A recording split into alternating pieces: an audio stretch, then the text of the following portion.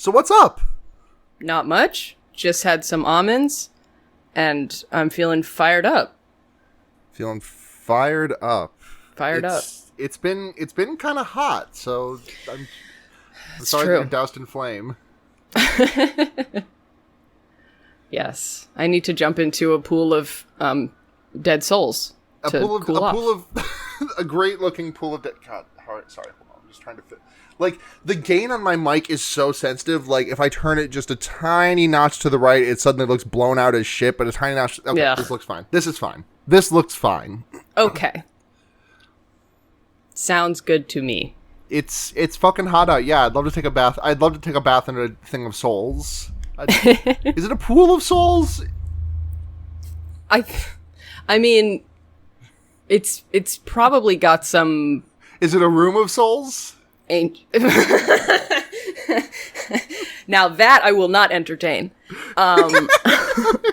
Just Discord end call sound.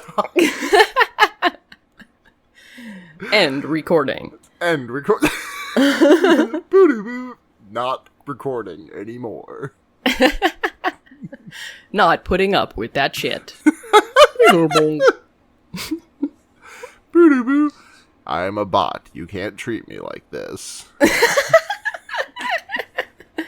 Well, how are you? I have unionized with Septipus and Brookspot.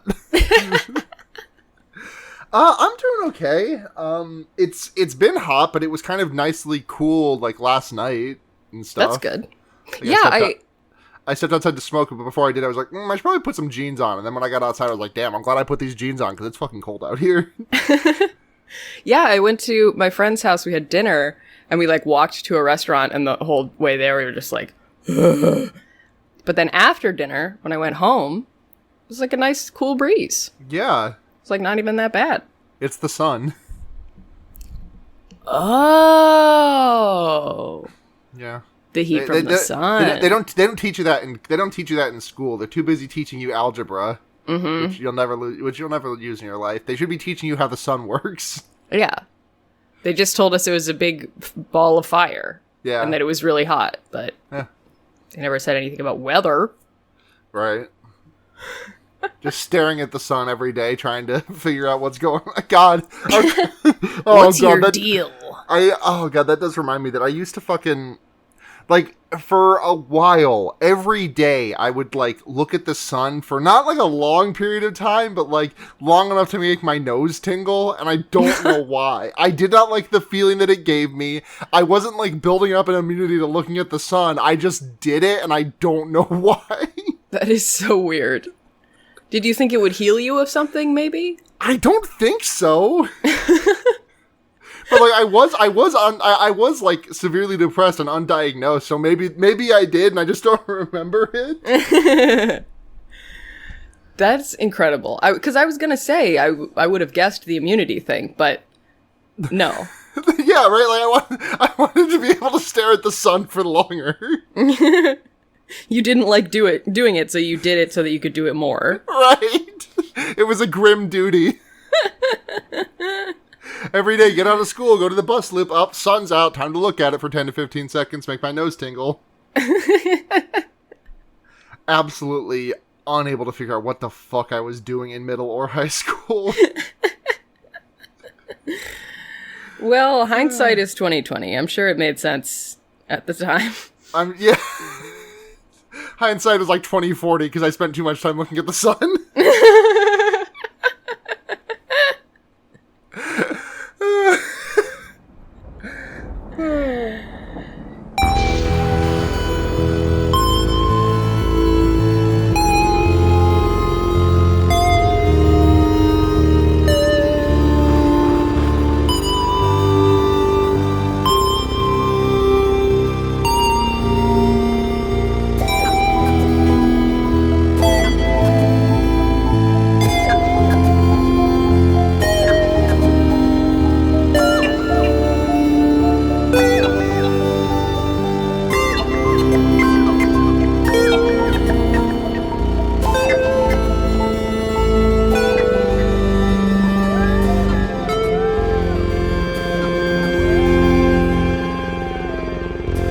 anticipating, everyone. It's your number one Indiana Jones 2 podcast. I'm Sara, a.k.a. a Benny saved is a Benny earned. And I'm Val Flight Cub, a.k.a. the Mummy and the Daddy, and the Mummy and the Daddy. Yeah, we don't normally do nicknames here, but a minute before we started recording, Val was like, okay, do you have a nickname picked out? And I was like, no, but I can get one real quick. I sat down and I said, this is my show now. We're going by my rules. Right. Because truth be told, if I may peel back the curtain just a little bit to the listening audience, I like doing this show a lot. I like people coming on and talking to me about the movies that they like, that they bring to me. But at the same time, I've been feeling like I kind of... I mean, of all, hosting the show with that on your own with a rotating guest chair is a challenge. It's just...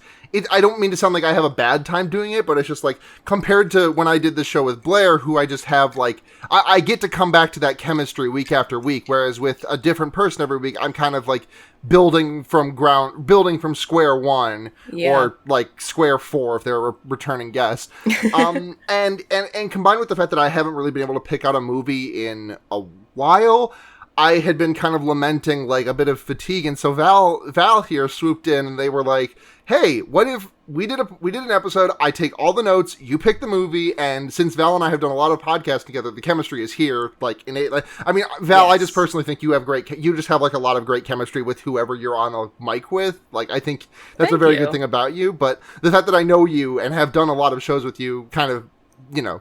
Yeah. Even pushes that even further. So shouts out to Val. And Val, now tell your joke about why you had to take over the podcast. Well, you know, we can pretend that it was all the stuff that you said, but the real reason is because the show this week is about the Mummy, and you are a lesbian. This is true. Shouts out to all the lesbians. Gotta be one of my favorite genders. But I am a bisexual. And as a bisexual, I am more of an expert in the Mummy and its appeal than any of the other kinds of people there are. Yeah. Because the Mummy is a bisexual, iconic movie. I will say, like, I had heard that about this movie, and I kind of thought that there was going to be a second woman in this movie at some point. Like, yeah. I don't want to act like I did not love to see Rachel Weisz every time she was on screen and doing things, but like, I'm literally just like sitting here racking my brain trying to think of another woman and like, there's another woman in the opening 2 minutes of the movie, and I think that's it. There's no concurrent women in the movie. The only time you see two women on screen at the same time is one of them is a mummy. Yeah, one of them is a mummy, and the other one's about to have her life force removed and transferred into this mummy. Yeah. So... But I mean, hey, Rachel Weisz. I didn't really catch on to that at first, but that is very true. It's been ticking in my brain because what happened with this is that I watched this movie like Friday night and then decided to watch it again today just so that I had a fresh viewing of it. A fresh and sober viewing of it. And I was having that thought, and I was like, there is not another woman. There's not a second woman in this movie. Talk about failing the Bechdel test. It's like, are there two women? No. Okay, failed step one. I'm trying to think of, like, even in background scenes, like, I don't know if you hear another woman's voice in the entire movie. No, because, like, there's a scene where all of the people are, like, running through the streets, and those are all dudes. Those are all dudes, yep. That's so weird. Right, like... What? Maybe Rachel Weisz put that in her contract. She was like, I'm the only girl! She's like, I have to be special. I need to be, listen, she showed up with, like, a, like, fucking script-length fan fiction about, so prior to the events of this movie, there was, have you ever read Y: The Last Man? Okay, think about that, but the other way around. Also, nobody talks about it. Because they're all used to it. So it's not, yeah. It's why, like, imagine if Why the Last Man happened like 50 years ago. Also, it was girls instead of guys. That's what happened. That's what's happening here. And nobody is talking about Rachel Weisz being the last woman on Earth. No, it's fine. She had a very specific contract. Oh, but yeah, we watched 1999 film The Mummy this week, directed by I thought I had that one I thought I had that one on the dome. Stephen Sommers. Stephen Sommers. Thank you, Stephen. Thank you, Stephen, for Our Life. It's a very good movie. I liked it. I liked it. I think because like your tweet about like asking for questions mentions like 1990s CGI. So I was thinking about it.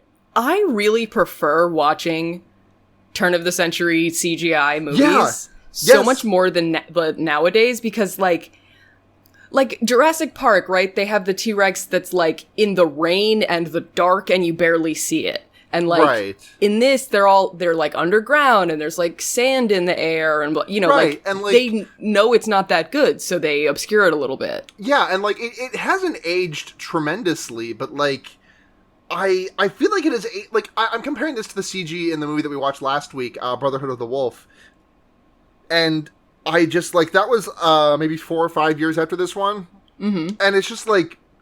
I don't know, something about this one. I mean, the fact that movie is, like, anytime they show the CG, it's, like, well lit and everything. I think them obscuring this has made this age really well. Like, when you get a full-on shot of the Mummy, it does look like, it does look like a fucking alternate cover for StarCraft Brood War, but, like... it definitely, it's CGI. I like the cover of StarCraft Brood War is the thing. Like it has a thing about it that I really enjoy that I can't. And like this is just speaking, of course, of the model of the whenever the CG is doing something that is not showing me an amalgamation of a human. Like it genuinely looks great. Like the big fucking sand explosions and everything. I think those look great. Yeah, yeah. And the bugs, they probably scripted it in a way that they could do the things that the CGI could do well. Like they have like the big floods of all the scarab beetles, and it's like, those are little black beetles that are just no one's kind of little dots on the screen. You don't have to make those legs move. Just fucking move them. Right. Just move them across the axis. Exactly. As opposed to, like 2021 CGI, you have to like the monster does a big scream and you have to like look all the way down its throat from like a foot away. Go on. Which I don't like as much as right, this. Me neither.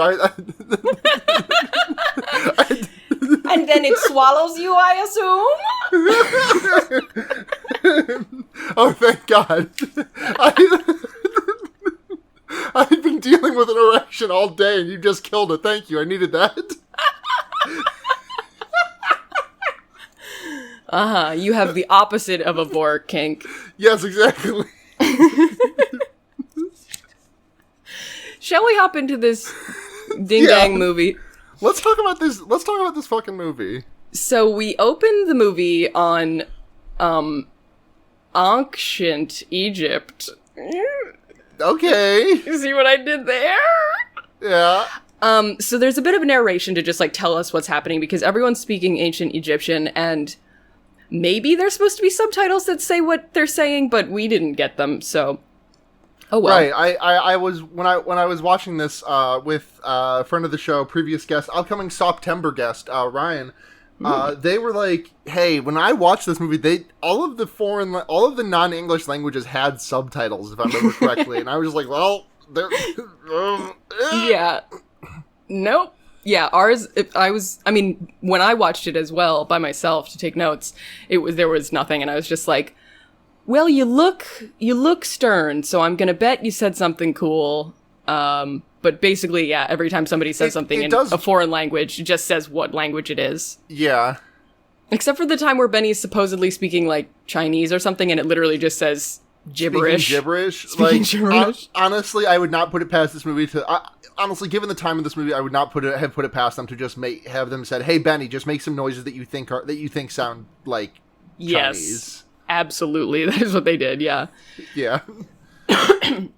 But, like, he's in that scene, he is clear. He is, like, the subtitles do say he is speaking Arabic and he is speaking Hebrew. Yeah, yeah. They had translators on set Benny. for that, but...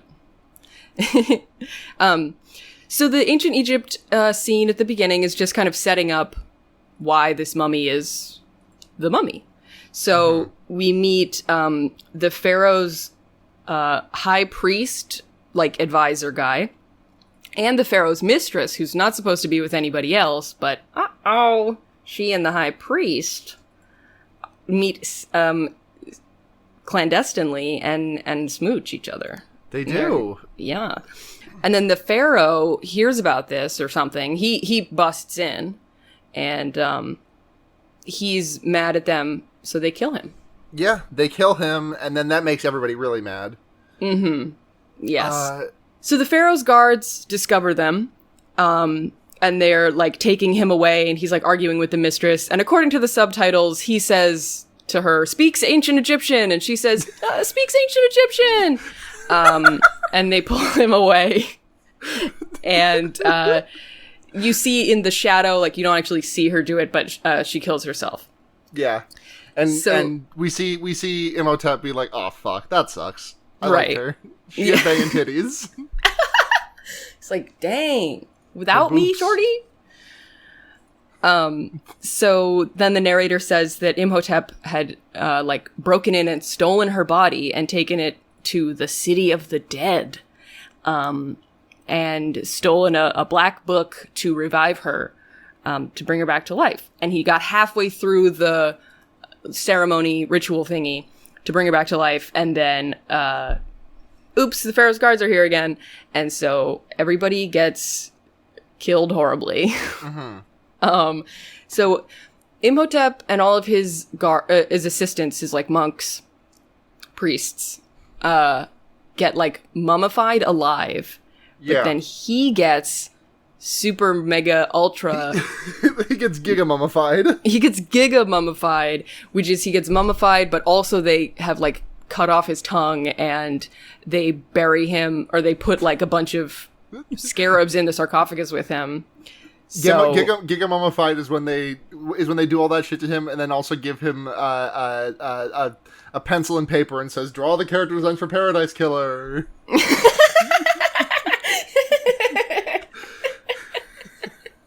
Exactly. And they cut off his tongue so he can't talk about Martha Manhunter anymore. Listen to companion podcast to this episode, 0 to 0 podcast. It's probably one of if not my absolute favorite show on Noise Base. Thank you. You're welcome. To be clear, Giga does not use he, him pronouns. That was Imhotep. Imhotep the mummy. Yeah. Yes. So he gets, Imhotep gets locked in this when the mummy goes into it, into the sarcophagus, he, him, and then comes out of it with all the character designs and says, "Hey, my pronouns are they, them now." Giga mummified.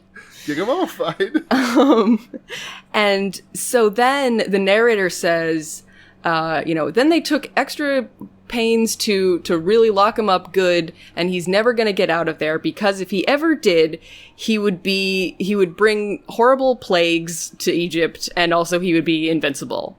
No big deal, but that is part of the curse. So he's not allowed out of his sarcophagus. Which is just like, okay. Put the pussy in a sarcophagus. Yeah. They could have punished him in a different way than that. I wonder if there's like a version of the curse that does not have that asterisk on it, and they were like, "Well, we got this new curse. I know it's got this bad thing about it. Maybe there's something. Maybe we got to field test this one." It's not like, "Oh, we're gonna bury you so dishonorably, we're just gonna put you in a hole in the sand." It's like, you broke the law so bad, we're gonna put you and us under a curse. Like, okay. I don't know that was, whatever, it's their choice. So then, cut to 3,000 years later, and the descendants of the pharaoh's bodyguards are, like, still around watching the land. So yeah, the Medjai. Yeah. So it's not like one of these ones where you can just easily, oopsie, I happened upon this burial ground or whatever, because they did keep the knowledge around of, hey, there's a mummy in there. Don't forget the mummy in there. He can't get out. Right. They hung up all the signs that this is not a place of honor. No value is to be found here. Exactly. So, the Pharaoh's bodyguards, there's a battle going on, like, above the, or in this sort of, in the area, and the Pharaoh's bodyguards are just on the cliff, just, like, shaking my head at these fools. Yeah. Like, they're just watching, they're not doing anything, but they're like, if these guys get too near that cursed mummy, it's gonna be... And then they do. They charge them, right? Because they attack them, because they're on, like, this they're in it's the French, right? Yeah, I think so. I don't know. They don't ever say who all is on which side. But they're in like a little trench that they've made. This is the Medjai, like, running after Rick and his gang of guys. I don't know who the Medjai are. The Medjai are the bodyguards, the guys that, the Ardith Bey is the guy, the Carlos Maza guy is in charge of. I think I thought that it was a totally different, it was like another group of people that wanted to get to, the battle is like super irrelevant. Yeah, it is, because it's just a setup. There is a fun scene where, like, we see this general-looking guy, like riding heroically on his horse, and then it just, like, the camera pans around, and we see it's him running away from the battlements. Uh-huh. And yeah. then we get our first look at Brendan Fraser, and the guy next to him is like, you just got promoted, buddy. Uh-huh. And Brendan Fraser, he looks so incredibly cute in this movie. And, like, okay, just to, like, get it out of the way, 2021 Brendan Fraser is also a treasure and a cutie pie and great. But this movie is set in 1999, so we're going to be talking about 1999 Brendan Fraser. Not because he's the best one. The movie's set in 1923. Yeah. The movie was made then, is what I meant. Yeah, absolutely. So, nothing wrong with current day Brendan Fraser, but this Brendan Fraser, also pretty hot. Yeah. And he's wearing a very cute outfit of... it's like a little military uniform, so it has like a little belt around the waist that kind of like makes the bottom of the shirt flare out a little bit, and he's got like knee-high boots. I just loved it. Yeah. So they're battling somebody, and he's in charge, so he's like, fire! And they get charged, and all the guys are... Pew! There's a big battle scene. One of Brendan Fraser's guys, Benny, holds up in a tomb, and Brendan Fraser's like, "Hey, don't close that door!" And then Benny closes the door. And yeah. This is I said this when we were watching it, and I think this is a weird comparison to make, but I'm still going to make it, because to me, the way that Brendan Fraser is in these action scenes really reminds me a lot of the way how Johnny Depp is when he's doing Jack Sparrow shit. Like, I'm specifically thinking of the scene in the first movie when he's on the run after he just got out of, like, he just like took Elizabeth Swann captive and did his little swingy thing on the rope and then ran away, and he's just like kind of flailing his arms around while everyone shoots at him. Yes. That physicality. Yeah, Brendan Fraser definitely is bringing that to this role. And like, I love that for this movie, because there's a lot of physical stuff that's like physical humor, but also just kind of like movement to keep the action seem fresh, and like, so it's not just like people like standing stock still, like talking to each other. Right. I think the best example of this is like an hour or so later, after they've like unleashed everything, and Brendan Fraser is like trying to convince Evelyn to go home, and Rachel Weisz is like, no, I don't want to go home. And there's like a fun scene where like Brendan Fraser will put something in Rachel Weisz's bag, and then she will take it out, and then Fraser and then the scene culminates in like him like putting his hands on it and her slamming the suitcase shut on them. Right. And like they walk around that little table like twice. So yes, it's very good. A lot of really good staging in this movie. Yes, absolutely. So Brendan Fraser is getting chased by guys, And he's putting up a good fight, but they're on horses. He runs out of bullets, and he's like, does that thing of like, oh no, I'm about to get shot, like squeezes his eyes super hard, shut. And then, all the guys just are like, oh shit, and run off. And like one of them like falls off his horse, like, cause the horses are like freaking out. And, he turns around and he sees a statue that we saw when we saw where the mummy is. Mm-hmm. So, he's right above the mummy, and that's why the guys are like, we're not fucking with this. Right, like the dust kicks up, and there's a little face. The sand makes a face in the sand. Mm-hmm. And you can't even tell that it's CGI. It looks great. It looks perfect. So that's where we leave off Brendan Fraser, and now it is time to meet the lady. How does he get captured from? Now that I'm thinking about it, how does he like get from there to being imprisoned? They don't say. Okay, that's fine. Because I think he just, yeah. Like I'm perfectly fine with not having a actual like a point by point. Hey, here's where Brendan Fraser was at this point, and here's where he was then, and then, and then, and then, and then, and then. Yeah. He just like it's implied when they're like, oh, why is he in jail? It's like he just must have gone back to the town and just like started being himself a little bit too much. 2:17 a.m. back for more ruckus. Exactly. So we go now to the Museum of Antiquities, and there's like this library room, and this librarian on a ladder, and she's putting the books away, and she's got one that's supposed to go on the shelf opposite her. So she's like, oh, I'm going to lean on the ladder and go to the other bookshelf. And very unsafe work practices from Miss Wise here. Very disappointing. OSHA does not recommend. And she doesn't even have spotter or anything on her ladder.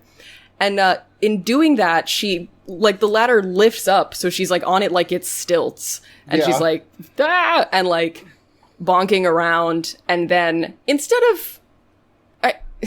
we were watching this like, I would simply not... I would simply not fall over. I would stabilize myself by putting my hand on top of the bookshelf that is eye level with me. Right. And clearly within arm's reach. And also I would not structure my... Because the ladder falls over and she knocks over a shelf, and this of course causes a chain of shelves to fall over.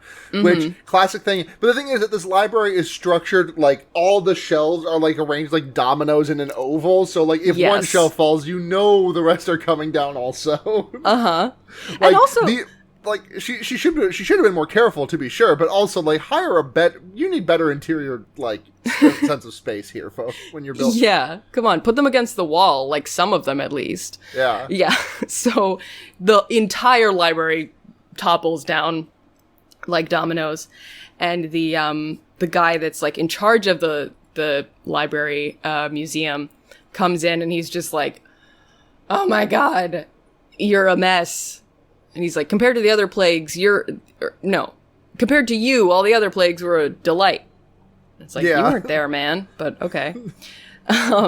Plague of woman. Right. Just one.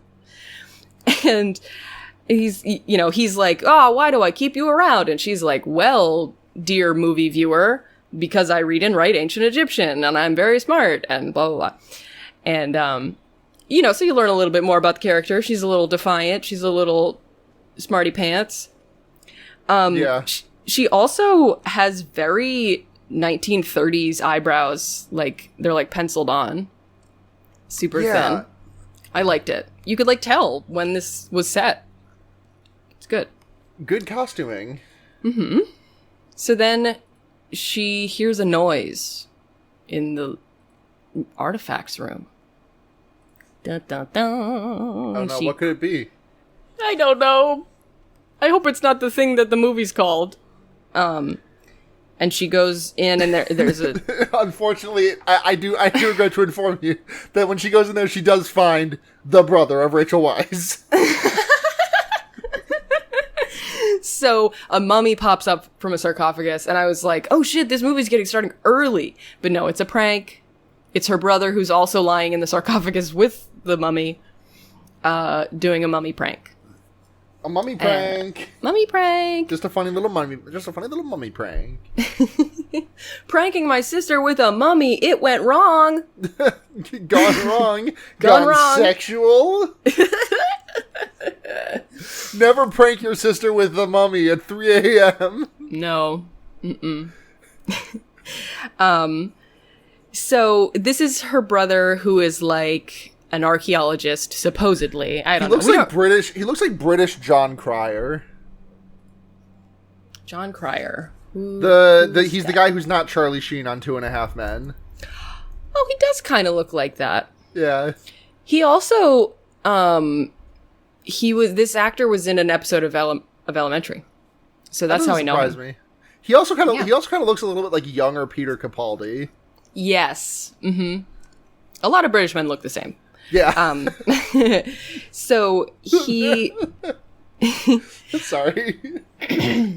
What? Just the phrase "all British men look the same" really got me. They're British. They look British. So he presents her with a little piece of artifact that he had found supposedly at a dig, and it's this little treasure box or little puzzle box, and she opens it. And he's like, did I find something? I've never found anything that means that's worth anything. And she's like, oh yeah, yeah. And then a bunch of chains shoot out, and Pinhead comes out of the thing, and it's like, hey. Mm-hmm. And then I make a reference to Pinhead because I've also seen it. You love the movie Pinhead. I love it. The movie Pinhead. I gotta say, I was a bigger fan of Pinhead 2, The Pinning. Isn't that the thing that people love in their fanfics? The pinning? Yes, especially when it's requited pinning. Mm-hmm. Oh, God. So they bring this old piece of paper that they found in this little box to the library curator guy. Yes. And they're like, this is a map to the lost city of the dead. And he's like, yeah, right. There's no such thing. Bless you. He's like, that's not real. That is not real. It doesn't exist. And while he's looking at the map, it gets caught on the candle, and he like burns a huge portion of it. And he's like, oh no, and like drops it, and it falls on the floor in front of the desk. And this was another like piece of good staging, but also a little bit of seeding for a reveal we'll have later. Foreshadowing. And so he's like, he's like, it's a fool's errand. There's no such thing. You can't, people go looking for this thing and they die. That's what they do. They don't find it. So anyway, the two of them are looking for the, they're on the hunt. It like immediately cuts to them back in the desert, going to see the guy that the brother stole this little box from, because he didn't actually get it from a dig. Whoops. Yeah. And so they go to a little prison where apparently the brother like had stolen this off of like a drunk guy who then got arrested. And they present the prisoner to them, and he's like snarling and like growling, basically. Like he's like the human equivalent of like a feral dog that's just like rah, rah, rah, rah. Yeah. And so the guy that the brother stole it from is Brendy Fraze. And he's full George of the Jungle mode in prison. Not only because he's growling and snarling, but because his hair is grown out and like teased a little bit. Anyway. So he makes a great first impression, Yeah, he punches Jonathan and kisses Rachel Wise. Mm-hmm. Yeah, because they're like, can we have your help? And he's like, can I have a smooch? No, he doesn't ask. He just smooches her. Yeah. And then he's like, you want my help? Give me help. It's one of the things that, like, this movie feels like it's taking a lot from Indiana Jones, and I think a lot of that comes through in a very fun way, because I think I just enjoy watching Brendan Fraser more than I enjoy watching Harrison Ford, and I do enjoy watching Harrison Ford a great deal. But they also just, like, I feel like they just kind of, like, I don't know. I feel like the dashing rogue stealing a kiss from the leading lady is, like, it's not good when Indiana Jones Right. does it, but, like, it's worse when you do the same thing again, like, 20 years later. And this is also a thing that really rings for me with, like, the racism that's happening in this movie. Like, I enjoyed this movie a great deal, but it is also pretty racist. Yeah, there's a very clear divide between, like, the way that the white protagonists act and, like, the way, like, everyone else in the movie who is brown acts. Right. Basically. Except for, like, the mummy, but he's a special case. Yeah, he's an Mummy's George is an outlier and should not be counted. But, like, Right. I think there's a lot. I just feel like there was a very intentional aping of Indiana Jones without an analysis of some of the things that might not have aged so well about Indiana Jones. Yeah, absolutely. I think that's part of why it has to be set in 1923. Yeah. In 1923, because, like, we don't really do this anymore of just, like, going into other countries and stealing the treasures that are there. Like, right. Even Like, that part is like, Yeah. not really cool anymore. But it's, it's like fun to watch in a movie. But right, exactly. And Yeah. I don't know. I just think this movie could have been a little bit better about. I mean, this is when I was watching this with my friends on Friday night. One of them said, "This is just Star Wars Episode 1. There's deserts." The CGI is interesting. there's camels. There's racism. Yes, and also this kiss, like, didn't make it does not established make sense him for Brendan as, like, Fraser at all in as this character. right. Wait, did you say it doesn't look good or it didn't match? You cut out. I said it doesn't, like, seem to fit the character. Like, it doesn't, like, it obviously, like, even in, like, obviously it just looks bad end sentence today as we watch this in 2021, but, like, I can't imagine that was, like, a great thing in 99. Yeah, it's supposed to be like oh my gosh, I can't believe he did that thing, but it's also just, like, random. Like, who would think to do that? Right. And when asked why he did it later, his response was like, I don't know, I thought it would kind of be random. Right. Yeah. It's just like, okay. Why did you Brendan think of Fraser that? holds up Spork and kisses you without your consent. So they're like, Rachel Weisz is like, we want to ask you about the puzzle box. And he's like, no, you don't. You want to ask me about the lost city. And she's like, how do you know about the lost city? And he's like, 'cause I was there. So I'll take you there if you get me out. But also he smooches her in the middle of that. And he gets dragged out of his cell and he's about to be hanged. So it's like the next thing that's going to happen to him. Right. And, so Evelyn, the librarian, she's like, I'll give you 100 pounds, 200 pounds, 500 pounds to, like, Yeah. to the jailer, trying to get him to stop. And I also just thought this was funny. He's about to be, they put the noose on him and the guy's like, any last requests? And he's like, yeah, Lose the let me shorts. go. Yeah, lose the shorts. What that dick do? But he says, yeah, loosen the noose and let me go. And the guy, like, looks at the jailer like, do I have to do that? Right. It's like, no! Outsmarting the jailers by having my last meal request be a key that gets me out of here. Right. So all of Evelyn's pleading doesn't help him, and he actually gets hanged. And, like, the thing falls out from under him. But luckily for the movie, his neck doesn't break, so he doesn't die immediately. So he's just, like, hanging there. This was, like, way farther than I thought any movie would go with this, like, kind of thing. Yeah? Like, I definitely thought it would get closer to, like, my hand's on the lever. But, like, no, he's, like, dangling there while she's like, he's gonna take us to this treasure. We'll give you some of it. Before they, like, cut him down. I gotta pause real quick. Sorry, I just had to move my car real quick so that someone can leave the house. Okay. So I'll be right back. Okay, where were we? So, they finally, they got him free. So he's out. He's out. So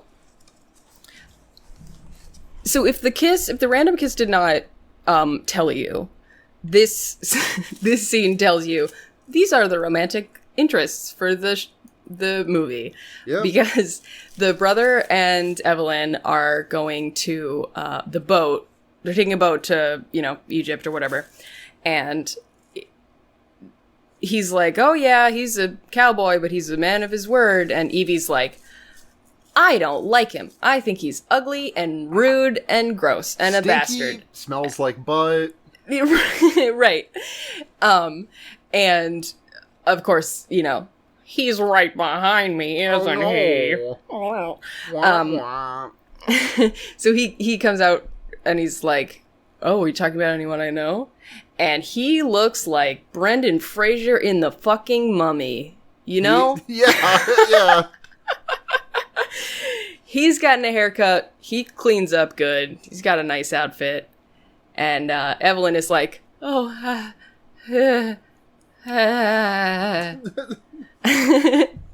or as Giga would say, ow, my fucking pussy.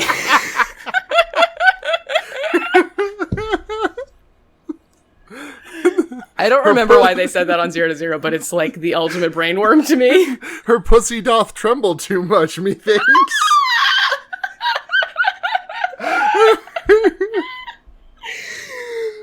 Listen, Brendan Fraser's the type of guy that if he looks at you and winks at you, your pussy just kind of does that. Like, it just does that. Yeah. You have to hope you're wearing pants because it will fall out, but you need to be able to scoop it back in. And that's why everyone wore tights in 1923. Was because if guys look Brendan like Fraser was there, your innards would just slurp out through your pussy. If you tried to walk around Brendan Fraser without, like, if you just went commando around Brendan Fraser, like, your intestines would just be. Yeah, it would be called an outerus. What? Because it falls out. I get that. Oh, you just put an O at the start of uterus. Okay, I get it now. I was like, it's not called an interest. Well, I'm very interested.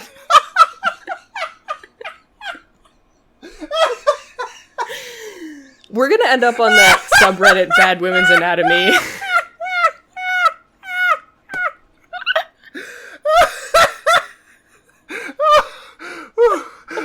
I'm sorry, what was that last thing you said? We're gonna end up what?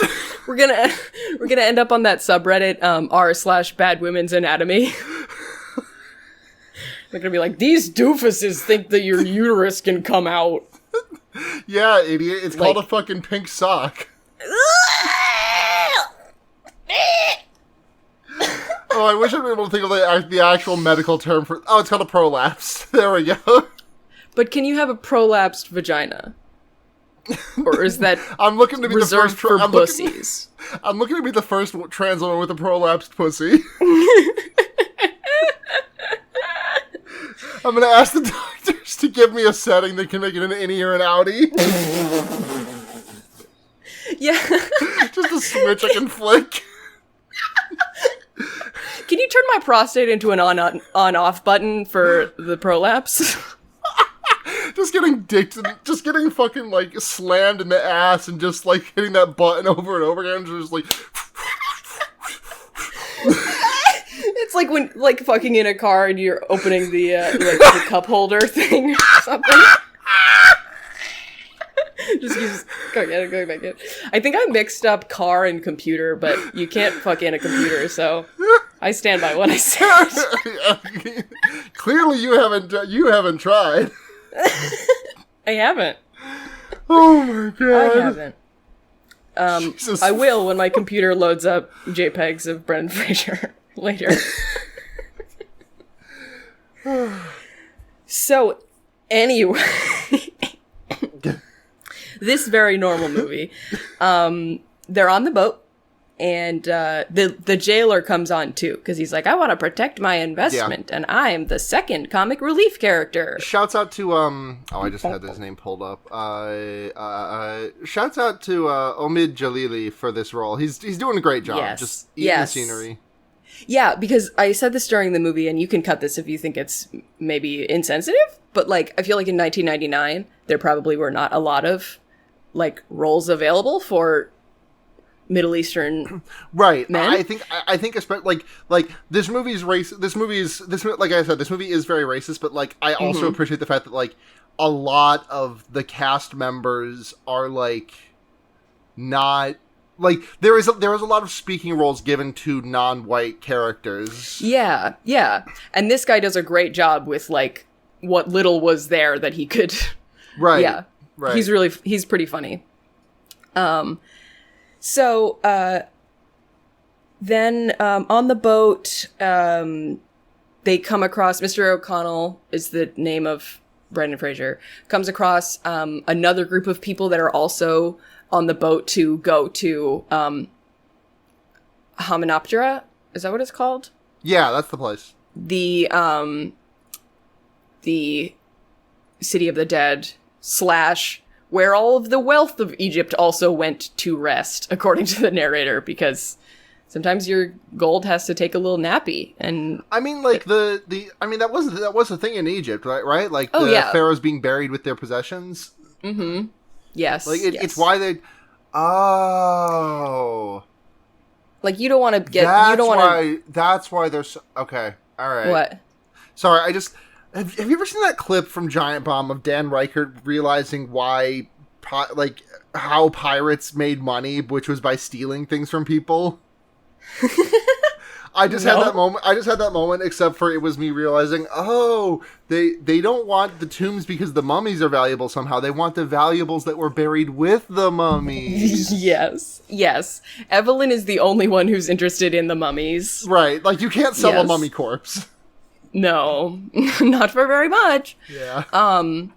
Also, the place is called, Hamunaptera, but once Brendan Fraser gets there, it will be called Hyman Pop Down? Is that anything?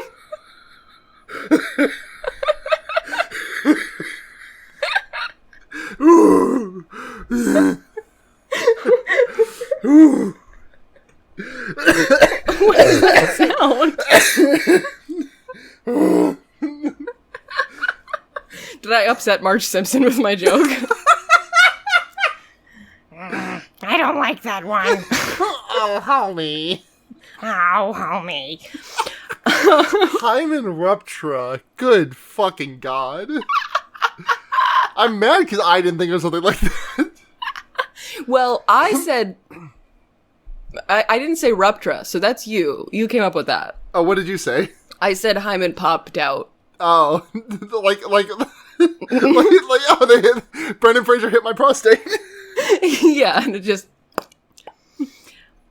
the sound effect I was making before, it made it sound like a fucking like a breathing sack, but really it's just kind of it just goes in and out, and it's just this fucking I specifically had them upload the sound font of Donkey doing it in Shrek 2. It plays out of a little that speaker. Extra oomph. Yeah. Oh my God. God, the number of surgeries I have committed to on podcasts. I gotta get the Nintendo Labio. I gotta get the fucking the pop in, pop out pussy. I mean, I'm getting the dick gun, right? So it's only fair. Oh God. Okay, God, we're almost at an hour of the pod, and we haven't even gotten to the part where the mummy shows up. We're like 15 minutes into the movie. Right? So they're on the boat, and we meet another group of people that are also looking for this hymen rupture.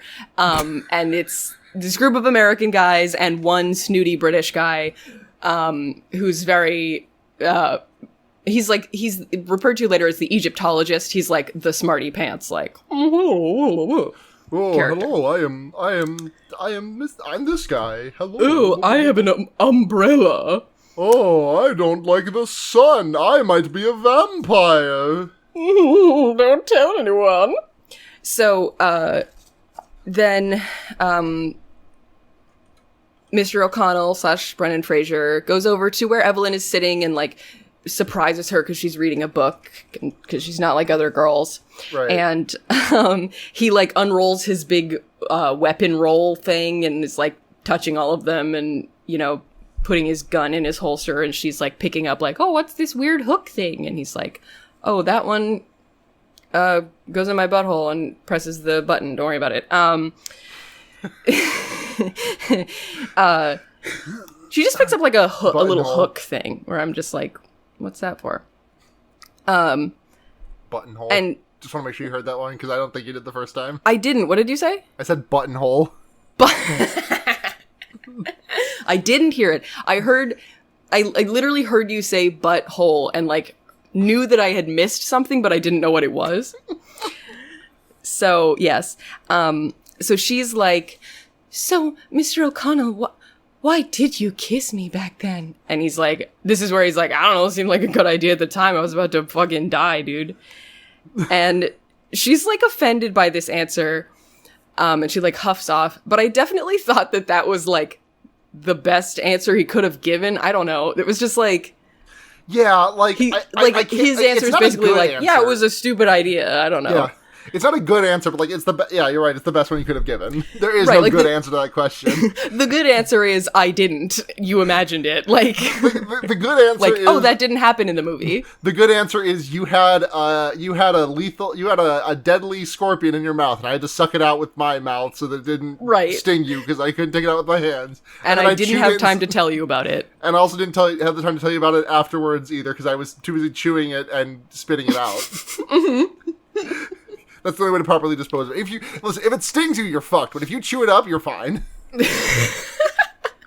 Right. It's only if it gets injected into the bloodstream. Exactly. Yes. It's like I was going to say. It's like Koro. I don't know what's that? Hey, shouts out to the great Ace Attorney for teaching me about Koro. Is that a poison? Yeah, it's a poison. Mm. It's a There's poison that's something that's very important in the first case of Great Ace Attorney. Oh, this is also true of ketamine.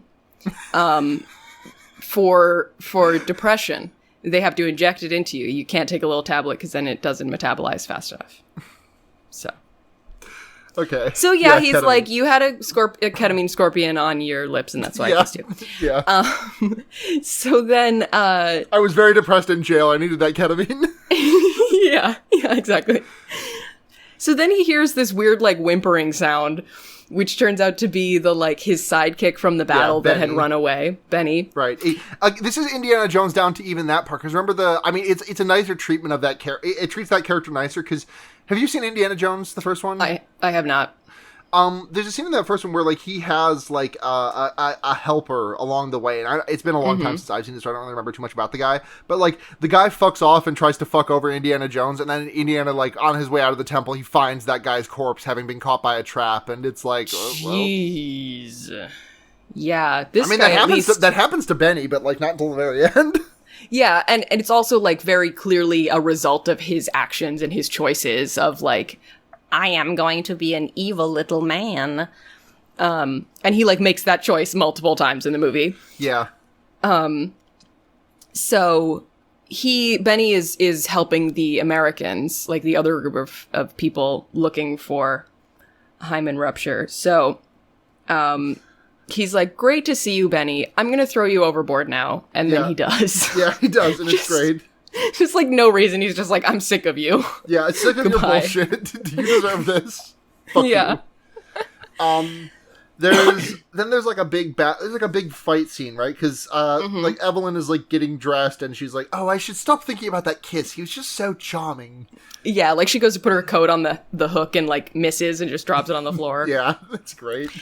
And one of the Pharaoh guards has entered he's got a cool curved knife, and he holds it up to her face. He's like, "Where is the key? Where is the book?" And she's like, "It's here. It's here." And I don't know what the key is. Yeah. And then a huge fight breaks out, and I'm trying to think. And it's a firefight because stuff goes on fire, but also they're shooting each other. Yep. The important part of this scene is that they are after that little puzzle box, but Jonathan grabs it at the end, and he's like, "Ha-ha! Mine!" And everybody jumps off the boat because it's on fire. Obviously. Yeah, and the Americans wind up on one side, and Benny shouts over, is like, "Hey, Rick, we got the fucking horses, dumbass!" And Rick is like, "Hey, motherfucker, I'm on the right side of the river, idiot, dipshit." Yeah. And Benny's like, fuck. He got me there. It's good. Rick says, "Hey, Benny, check this out." He does like the circle game.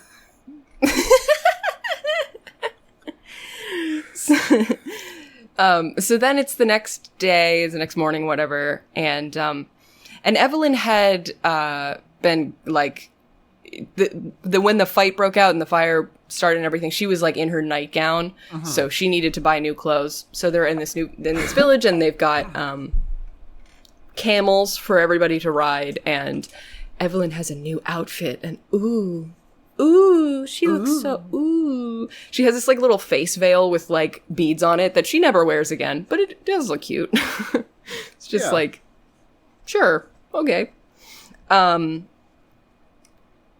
A little bit of more foreshadowing, because when they got the camels from the camel seller, somebody was Brendan Fraser said, "We could have gotten them for free, but we would have had to sell your sister." Yeah, it's like, just keep that in your noggin. So off they go into the desert, and we see again that the Pharaoh guards are still watching from a distance. They're just kind of they're vibing. They are vibing. And they are, riding their camels all night. They're like falling asleep on them and stuff. And then it's the morning, and they've run into the Americans and Benny. And so they're like stopped, and Evelyn is like, "What are we doing? What's happening here?" And the sun comes up and reveals the city. So they're in the city. Yep. And then they'd like ride their camels over there, and they all find their way into the city. There's a fun once they get into the ruins, there's a fun little scene that I like, and I think one of the things that I like the most about this movie is there's like a great attention to detail. Like, I think most of the Americans having like okay, sorry, I know I just said attention to detail, but I just want to jump back to the boat real quick because there's something that I want to talk about that I completely forgot about. Oh, okay. At one point, what is Jonathan is his name, I think? Jonathan is the brother, yeah. Yeah, Jonathan the brother gets like attacked by one of the Medji guys, and one of the Americans pulls out his 6-shooter and proceeds to plug the Medji guy, with 13 shots. Yes. 13. That being more than enough to kill anything that moves. And it still would have been an impressive scene if he had shot him 6 times, but I guess 13 just sounded better. Yeah. The 13 bangs had a better rhythm to them. Yeah. But the attention to detail that I'm talking about here is that Brendan Fraser and the Americans have like revolvers. A couple of like non-American guys, like there's also like a couple of French guys in there, I think, and they all have pistols. And then Jonathan specifically has a Derringer, which I love, just like that little 2-shooter. Oh, is that a British thing? I think so. I'm not entirely. Let me check the origin of Derringer. Or does it just like? Do you mean it fits his character well because it's just a little two bullet gun and is lame? Yeah, I mean that also fits him, but I think it is also a British. I feel like it's a British thing. Oh no, it's a Philadelphia thing. What the fuck? Huh. Well, it fits his character. Either way. Anyways, yeah, they have their little standoff in the ruins, and they're like, "Well, we're gonna go find the gold. Well, we're gonna go find the mummy," and they just like fuck off on their own separate ways. Yeah. One thing I also liked was actually, it makes a lot of sense for Jonathan to have the Derringer because he also is clearly a reincarnation of John Wilkes Booth. Jonathan, what is your opinion on theater? Also, before the standoff, they're like, God. since when they went into the river, they lost all their stuff. Right. And so O'Connell / Rick / Brendan Fraser goes up to Evelyn and he's like, here, this is for you. I thought you would like it. Okay, goodbye. And he's like, it's cute because it's like a 10-second scene, but he's like very awkward, but also like still trying to be cool. Yeah. And just like backs away. Like Brendan Fraser really hits that note really well of like this guy who is like, he's trying very hard to be cool and he's successful at it most of the time, but like this is another weird thing to make, but I feel like Chris Pratt in Guardians of the Galaxy was pulling on this a lot specifically for some reason. Mm-hmm. Like I feel like that is a worse version of this character. Yeah. I was gonna say like Chris Pratt wants to be this. Yeah, but instead he is just Chris Shat. Yeah, Brendan Fraser has an amazing. I mean, it's like every time I think of this kind of thing, I'm always like, oh, it's hard to say what it is. It's literally just it's charisma. It's presence. He has That this too. Ability to be on screen and just look calm. Like there are some people that like when they're in a movie, something about watching them, you're like, this person is in a movie right now, and you like notice it. But he's just like he's so effortless. It's great. He's awesome. I love it. He's slick. He's Rick. He's rich. He's a pickle. So God damn it. I held myself back from making that exact comment. Well, I was like, I was like, I'm not gonna do this on this podcast. Yeah, and I said, I'm going to. Yeah, you said, well, if you won't watch me do this shit on concrete. Exactly. Back at it again with the Rick and Morty reference. So, it's your favorite TV show. It's because I'm very smart. Yeah, I know this about you. So then the gang is underground. They've discovered a little mummy room, a mummy preparing room. And then the other team is there too. And they're like, this is ours. We got there first. And like, yeah, but we have more guns than you. So they're like, okay. Yeah, this is the standoff I was talking about with with the guns. Mm-hmm. And while this is happening as well, they're like, where did the warden go? And he has run off in his own direction and is peeling little scarabs off of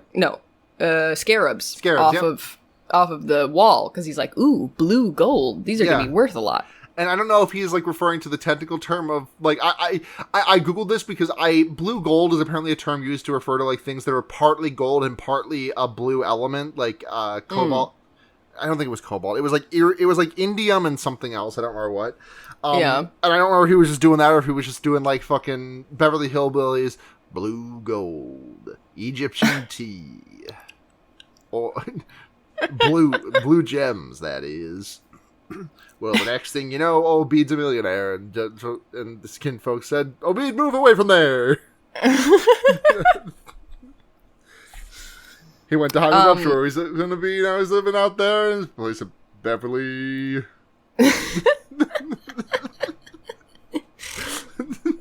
Anyways.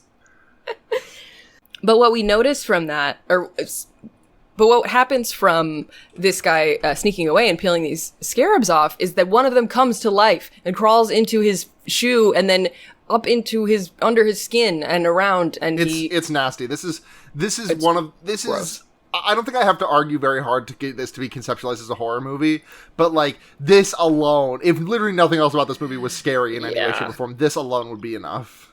It's so icky. Yeah. And so he dies from that.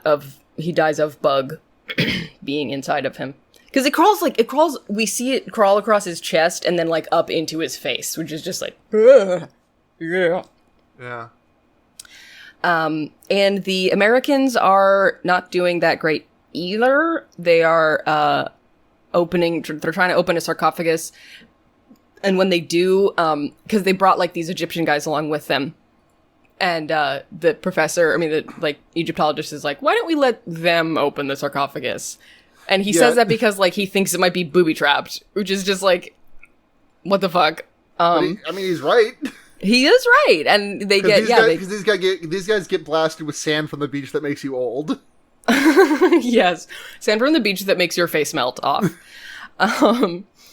And then the Pharaoh's guards come in and they start attacking everybody because they're like, okay, you guys are too close to the mummy now. You got to get the fuck out of this. Yeah.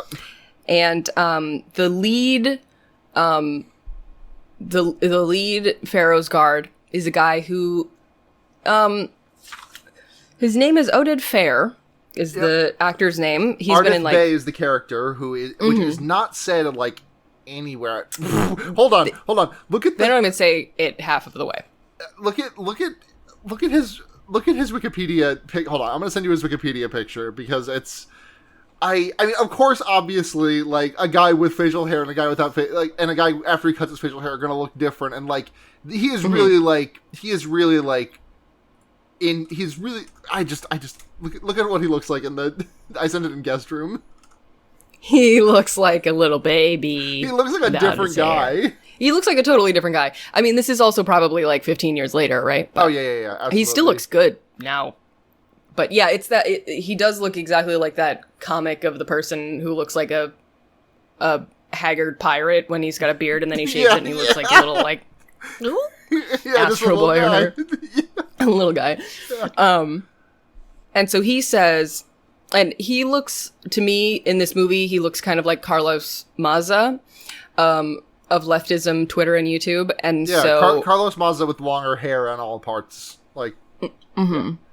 And so I call him Carlos in all my notes because they literally never name this character on screen. The only time that I heard this character, that I saw this character's name was when the subtitles incorrectly subtitled a line he was saying as coming from Ray, or as coming from Rick. And I was like, is his name Rick? That'd be weird. That's weird if his name is Rick and also the main guy's name is Rick.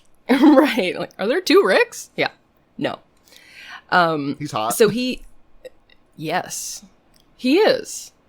And he's wearing a hat over his head, which is where hats go. He's wearing a hat for most of the movie, which just makes it even better when he takes the hat off and he's got like beautiful flowing hair and he looks amazing. Yeah. So he's like, hey, you have to leave or die. Those are your options. Goodbye. And they choose not to leave. Yeah, they're like, guess I'll die. Guess I'll option 3? No. Yeah. The option 3 is also death. Yeah. What's behind door number 3? Death. Oh, it's a whammy. Shit. Oh, that's a chunky. Yelling at the mummy to figure out what he does.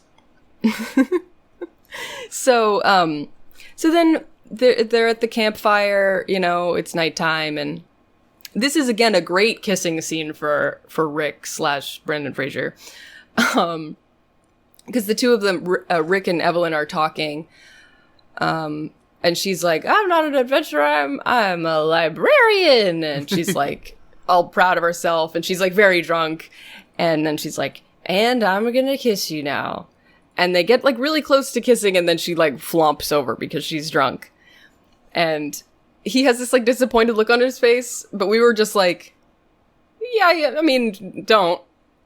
If that's where it's at. Right.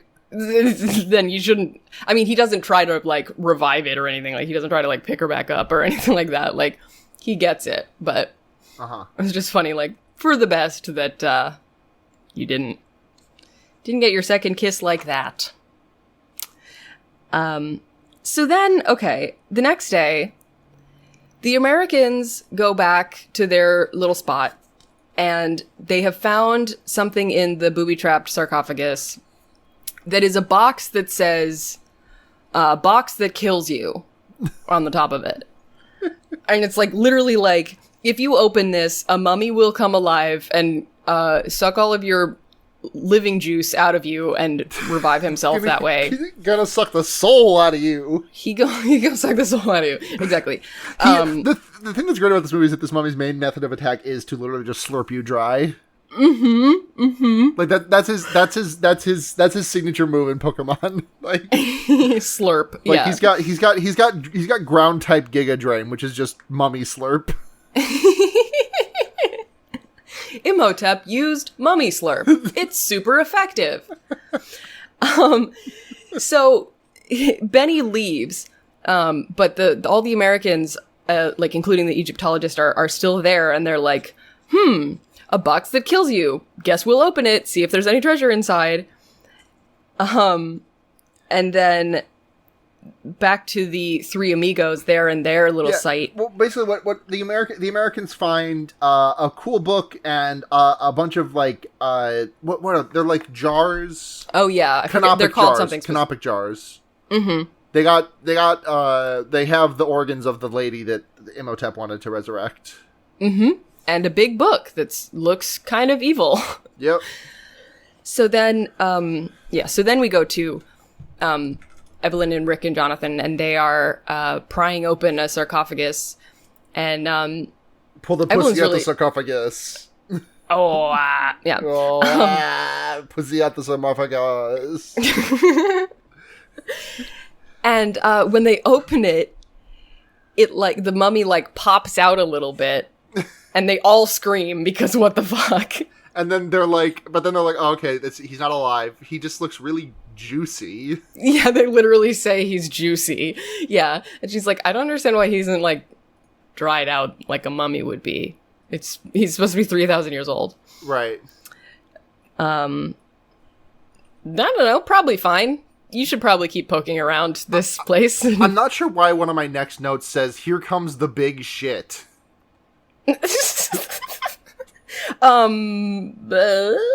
Because he had scratched inside of the coffin that death is only the beginning.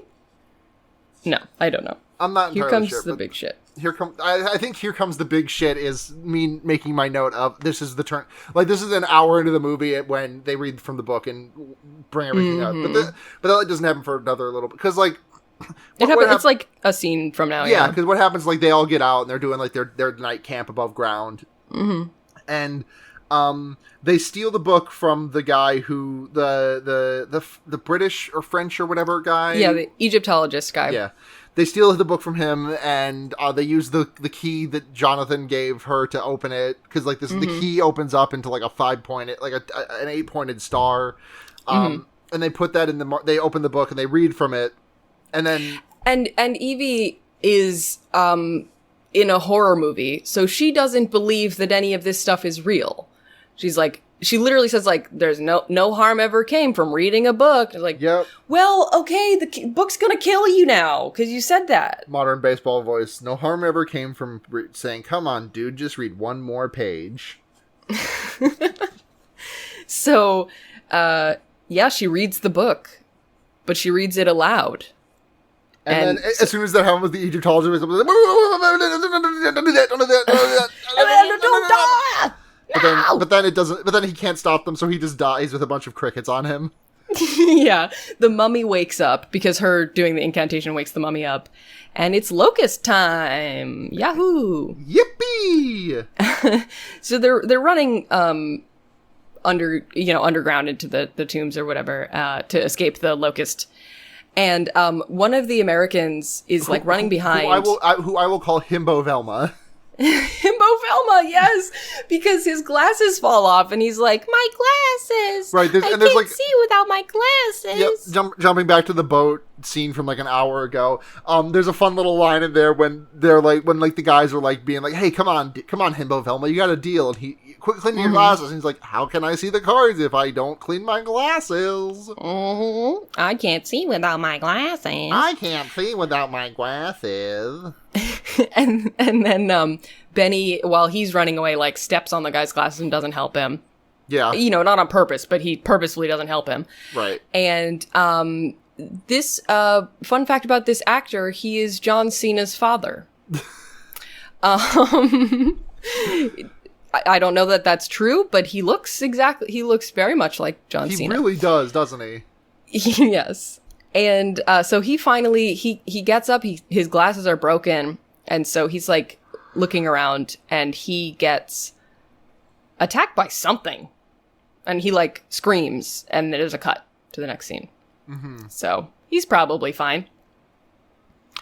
Then our gang gets attacked by CGI scarab plague, which we've seen, or we talked about before.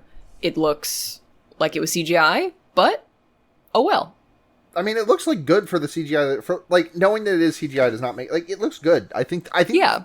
I genuinely think that like everything that is not like specifically the model of the mummy has aged really genuinely well.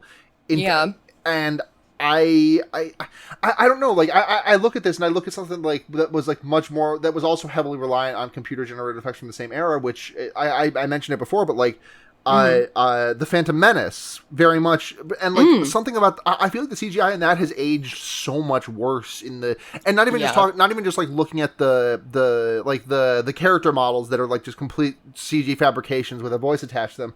I'm talking about like the things in the world just look worse in that movie than they do in this one when I watch them now. I mean, I say this as someone who like kind of I am a Phantom Menace enjoyer. Yeah. And they definitely like my hot Star Wars take is that if there is a Star Wars movie on, my reaction will be the same no matter what Star Wars movie it is. My response will be, "Hey, Star Wars is on." But do you keep watching it? Most of the time. Yeah, depends on if you have the time. Depends. Yeah, if I have the time, if I'm in the mood to watch Star Wars.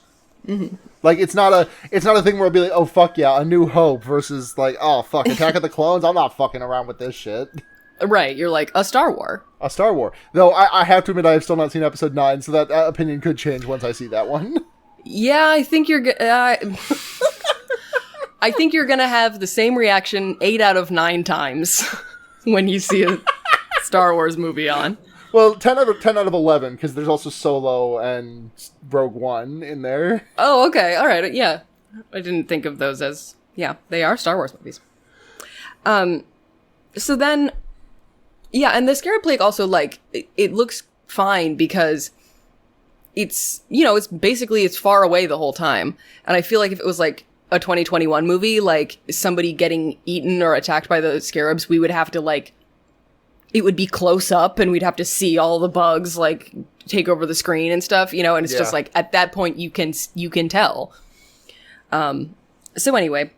Do you want to know a fun fact that I just learned about the guy who played the Himbo Velma? Yes. He's gay, and his partner Andrew Rannells is he was like the lead guy in the Book of Mormon, like the original Andrew Rannells, yes. Yeah. Yeah. He's pretty cool. Wow, that's awesome. Yeah. Is he doing anything? Or was he in the Mummy and maybe the Mummy 2? I don't No, think, not Mummy 2. I don't think Andrew Rannells was in any of the Mummy. No. His partner. Oh, no. His partner is still acting from time to time, but he did die in this movie. Yes, yeah, I take back the part where I said maybe he's in the Mummy 2. Yeah. Maybe he'll be in like the Mummy 1.5, the Mummy prequel, the Mummy 0.5. Anyways, God, we're an hour and a half into this podcast, and we just crested the hour mark of the movie. I know. The back half, to be fair, the back half is a lot of action, so we will have yes. less weeds to get into. Yes, and we had that like 10-minute break, so we're not an hour and a half into the actual podcast. True. So anyway, yeah, so they're fighting the mummies and they're fighting the scarabs and stuff. This is the part where we see the mummy for the first time. So Evie like accidentally leans on some bricks that are she pulls animated differently. She pulls on a wall sconce. Yeah, and she falls through a hidden door and she comes across, and it's always a good sign when you're in a horror movie and somebody who was left behind by the group is like standing calmly a few feet away from you, facing away from you. Yeah, when you basically, this is the Blair Witch Project to me. It's like, he's going to turn around and look totally normal and fine. what was the Blair Witch Project did come out before this, so that could have they did Blair Witch projecting. Projecting. Anyway, so he turns around and he has no tongue and no eyeballs. Yep. And then the mummy shows up and is like, "What's up? I got this tongue and eyeballs. I'm gonna show you what this mouth do." And I'm gonna be able to see it because I got eyeballs. The rest of me is absolute. Listen, I know the rest of me is an absolute horror show, but I got the two most important parts on me for eating pussy. Let's go. Let's fucking go. So then Brendan Fraser, catches up and he's like, "Oh, Evelyn, why'd you run away?" "Oh, whoa," and sees the mummy. Mm-hmm. And then he shoots the mummy in the stomach and they all run away and they get away. And the mummy falls over or whatever. And so when the Pharaoh guards are around the corner, Carlos Maza is like, "Hey, we told you not to fuck with this. What the fuck? Now we have to go hunt him. Thanks a lot, guys." Thanks. Now we have to go fucking put this motherfucker in the dirt again. Ugh. And Brendan Fraser's like, "Don't worry. I shot him one time. We're good. He's dead." And they're like, "He's a zombie." "No, he's not. He's not dead from getting shot one time." It's like that there's an episode of Futurama where there's the mob boss guy and somebody owes him a bunch of money and he's like, "Please give me another week. I'll pay you back with interest. I promise." And he's like, "Light him up." And the other robots shoot him a bunch of times. And he's 15 holes in his stomach. But then he's a robot. So he stands up and he's like, "Thank you for taking pity on me." And leaves. A bunch of holes in him. Yeah, that's good. That's basically what the mummy does. Yeah. When all of the scarab beetles are charging at the Three Musketeers, it just looks like a level in Time Crisis 4 specifically. Especially with the way that Brendan Fraser just takes his shotgun and tries to blast the bugs away, because the plot of Time Crisis. Yeah.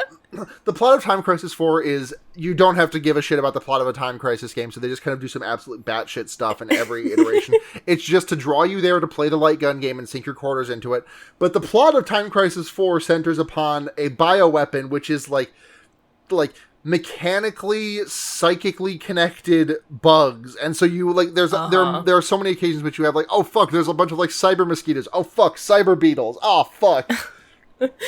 Yeah. Because they're running away, they throw a torch at it, and then Brendan Fraser shoots them with his gun. Yeah. It's you got maybe 2 bugs from that? Yeah.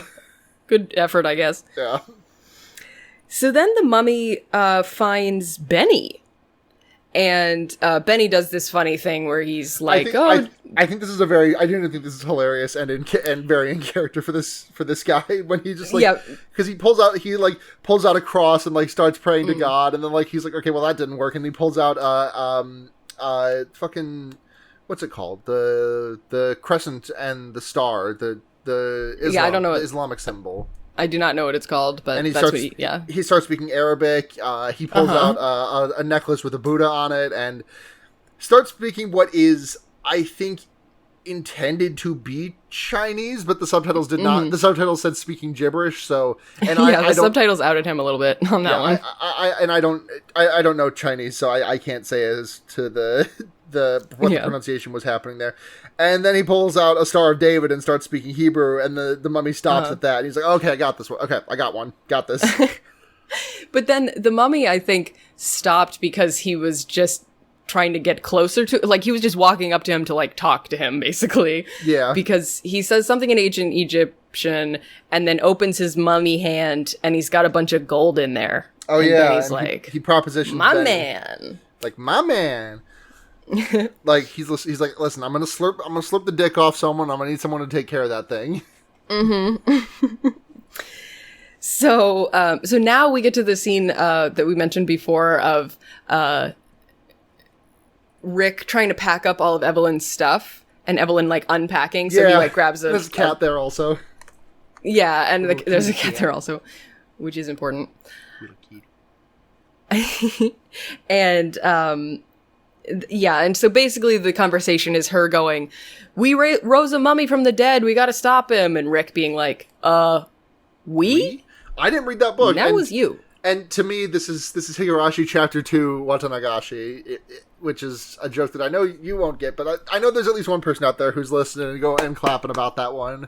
To anyone, Shout out to that clapper. To everyone listening, I apologize that Higurashi has poisoned my brain to the point that all I can do when I watch a movie is point out a thing about it that is similar to Higurashi. But on the other hand, it's a pretty good visual novel. You're pointing at the screen like Leo DiCaprio and saying Higurashi. Higurashi, yeah. Pointing at Brendan Fraser, this is Keiichi Maibara to me. So, of course, Rick is not convinced. He goes to the bar because he's just like, we're just going to wait for the next boat out of here. We're not fucking with that stuff. And at the bar, you see this like super old pirate. No, not pirate. British guy. He looks He's like... a pilot, is what I meant to say. Yeah. Some old British pilot. Looks like fucking... It looks like Wilford Brimley. Yeah. Might actually have been played by Wilford Brimley. Hold on, let me check and see if that was the case. I think it's someone else, because I think I remember... Yeah, I feel like I would have actually been able to clock Wilford Brimley if it was truly him. Yeah.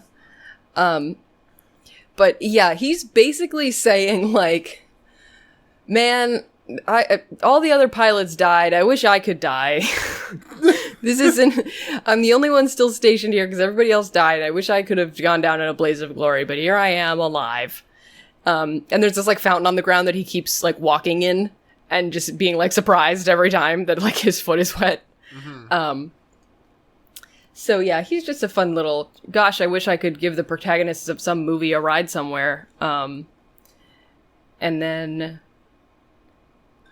this is when this is like, he fucking like this British guy steps into the fountain that's in the middle of the room and he's like, oh, someone let their water here. Yeah, someone spilled their drink. Yeah, and everyone takes a sip of their shots and then spits it out because it's bad. It's not a shot anymore. It's been turned to blood. And then they look at the fountain and there's a bird taking a bath in it. And Brendan Fraser jumps up and says, listen here, cum slut.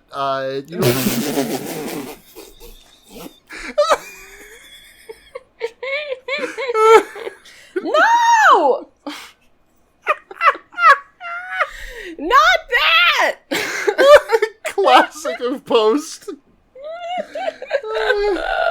God, how old is Listen Here, Cum Slut? 5, 8 years? I don't know. A long time. 5 or 8. It's just so. That's just. I hope you're ready to be. I hope you're ready to deal with the fact that you're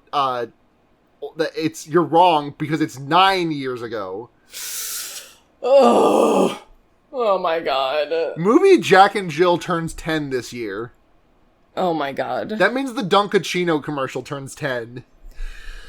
That feels like it just was introduced a year ago. There's been a renaissance. There has been. Of all of the things. It's funny. Okay. What, you don't like the Dunkachino? Why would I? What is there to like? It's funny. It's the funniest. It's insulting to my culture as a Bostonian.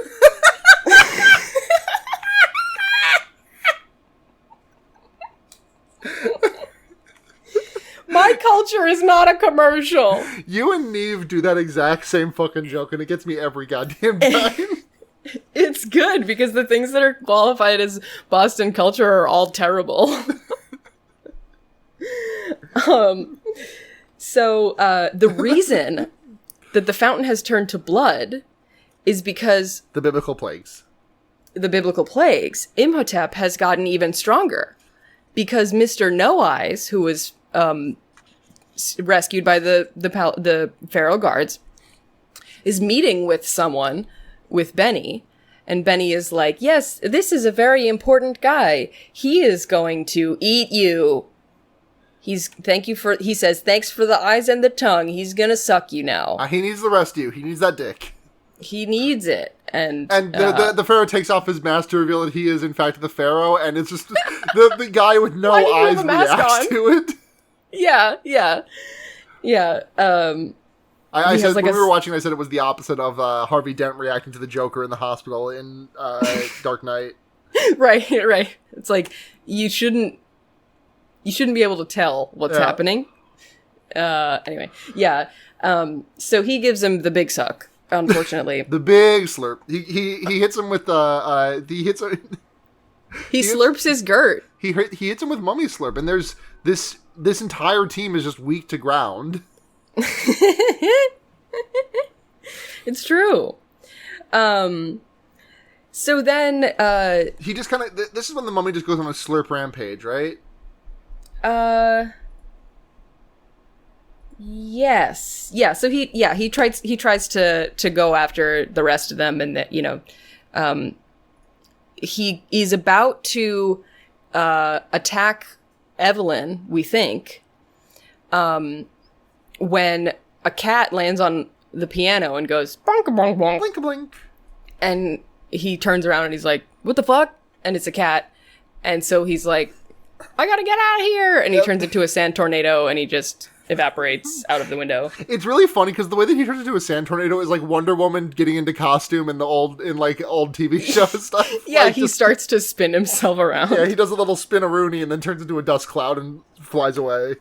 And he also, to mark it, he has gotten a little more fleshy. Yeah, there's a guy there now that you With can it. kind of tell. Yeah. So then they go to the Antiquities Museum because Evelyn is like, this guy will know something about it. And when they get there, one of the Carlos Maza, the Pharaoh guard, is there.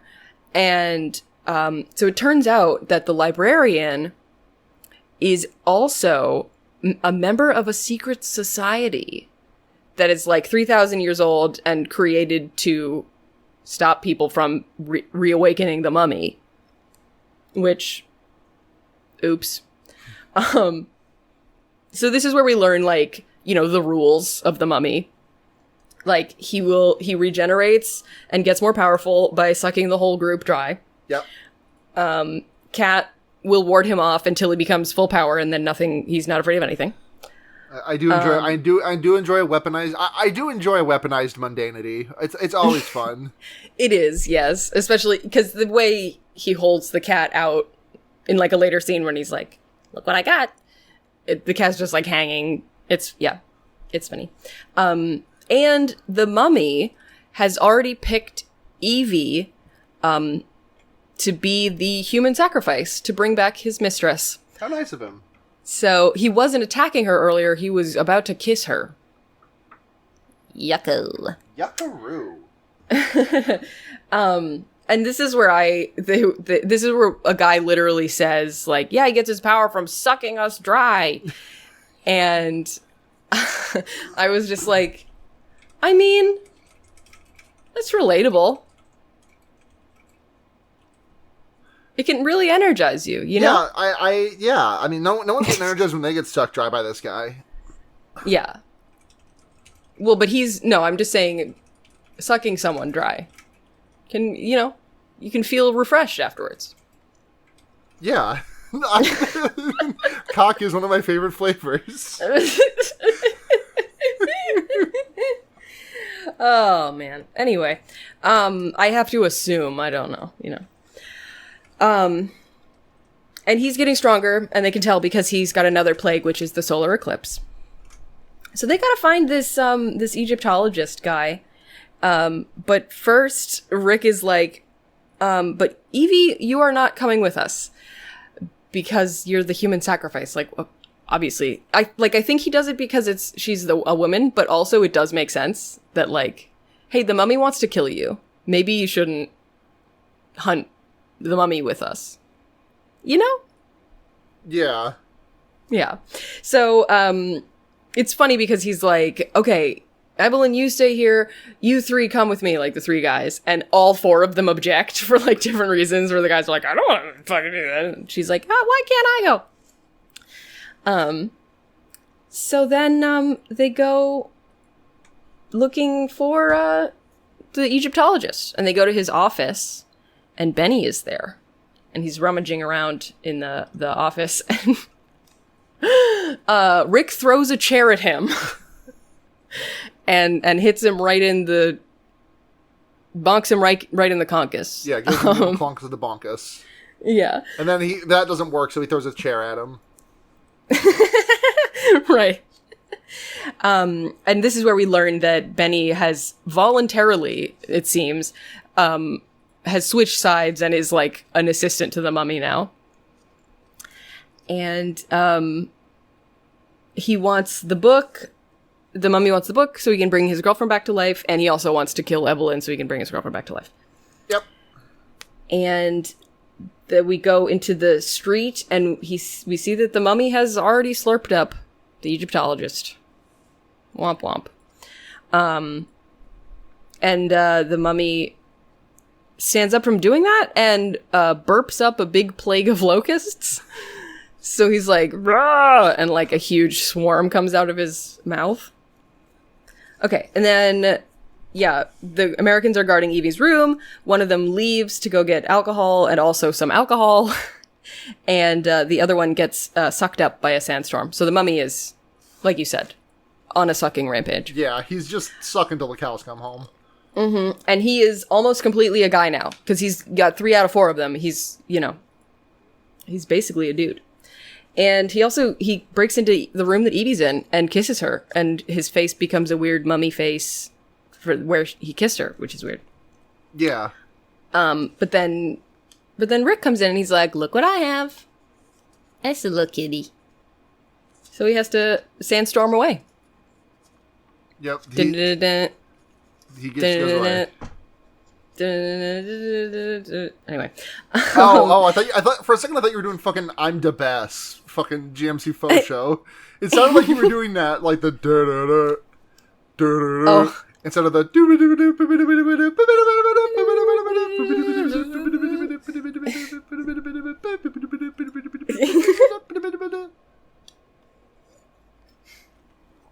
So anyway, they decide, if the black book brought the zombie back to life, they have to find this other book that they had heard about, which is all gold, and maybe that will kill him. So they have to figure out where that is, and they look outside of the palace or wherever they are, and they see that there's like crowds of people just like walking like zombies, chanting Imhotep, and they have like swords and boils, borals and swords, borals and sorrels, borals and sorrels.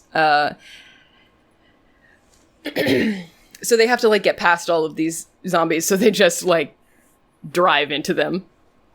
But unfortunately, the fourth American guy gets pulled off the car, and he gets cornered, and the mummy slurps him up, and now he's at 100%.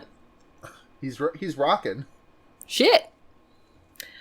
So now they're like kind of cornered, and Imhotep goes up to Evie, and he's like, "Princess, come take my hand, and I'll spare your friends." And like Benny is translating, so he's like he's speaking Egyptian, and then Benny says the English out loud, and it's funny because Evie is like, "Oh, you mistranslated that, actually." It's good. Yeah.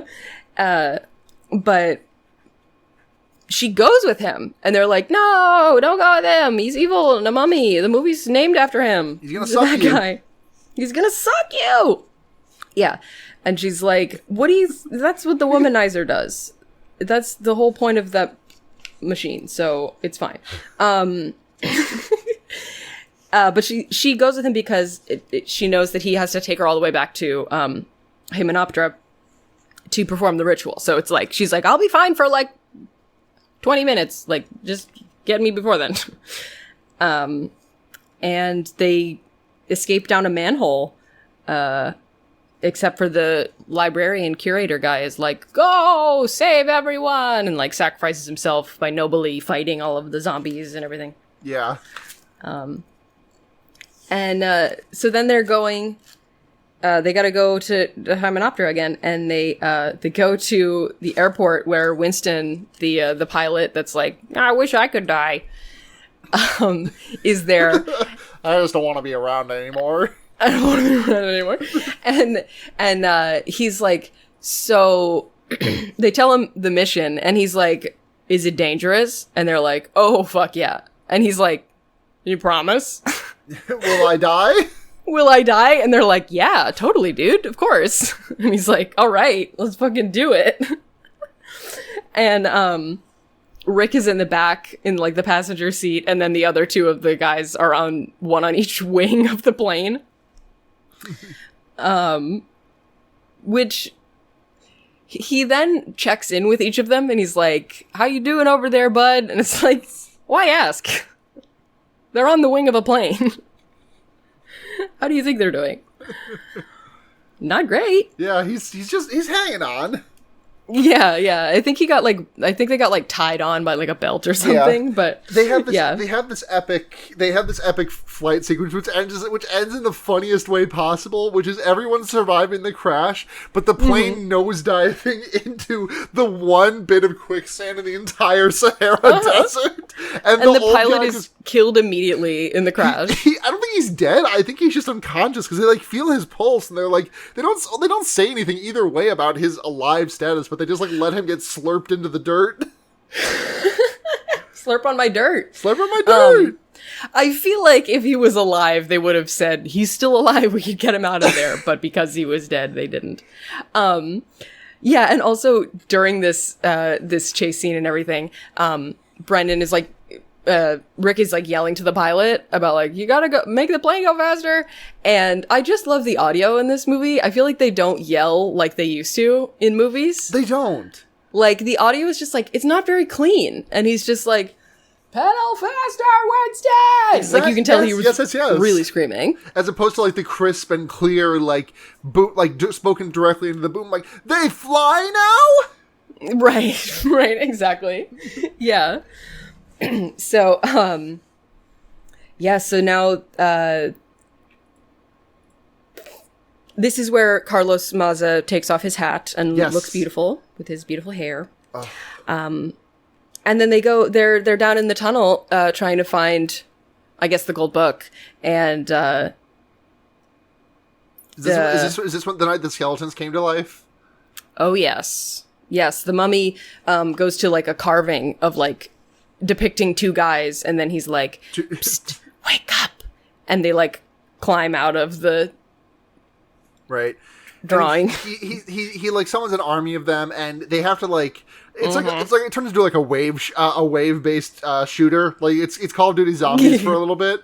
Great. One of if not my favorite moments in this entire movie is Brendan Fraser lighting his match on Carlos Maza guy's face. Like, off of his beard. Yeah, is it just lighting a match on my homie's beard, like, you know, just doing straight dude things.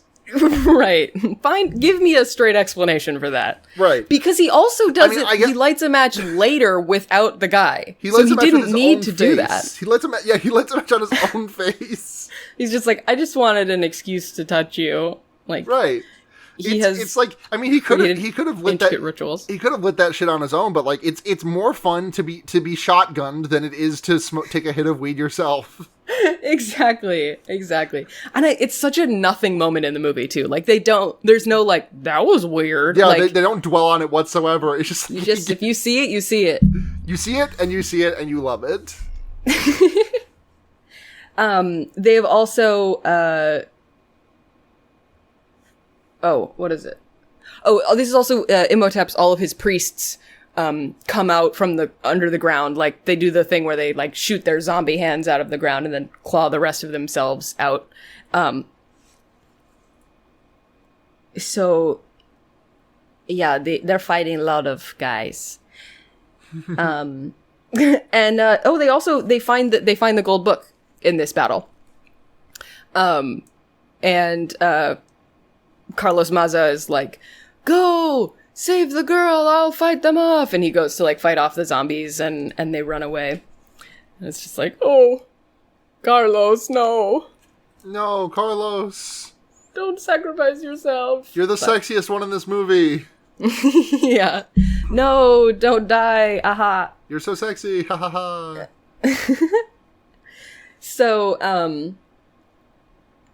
So then we go to the the ritual room, Imhotep is there with Evie and the other mummy, and he's like bringing them back, he's trying to bring her back to life, and he's gotten to the first part of the ritual, which like summons her ghost or some shit, and so she's there, and the last step is he has to kill Evie as the like human sacrifice, and he's about to do it, but gets interrupted by Jonathan just going, "I got the book!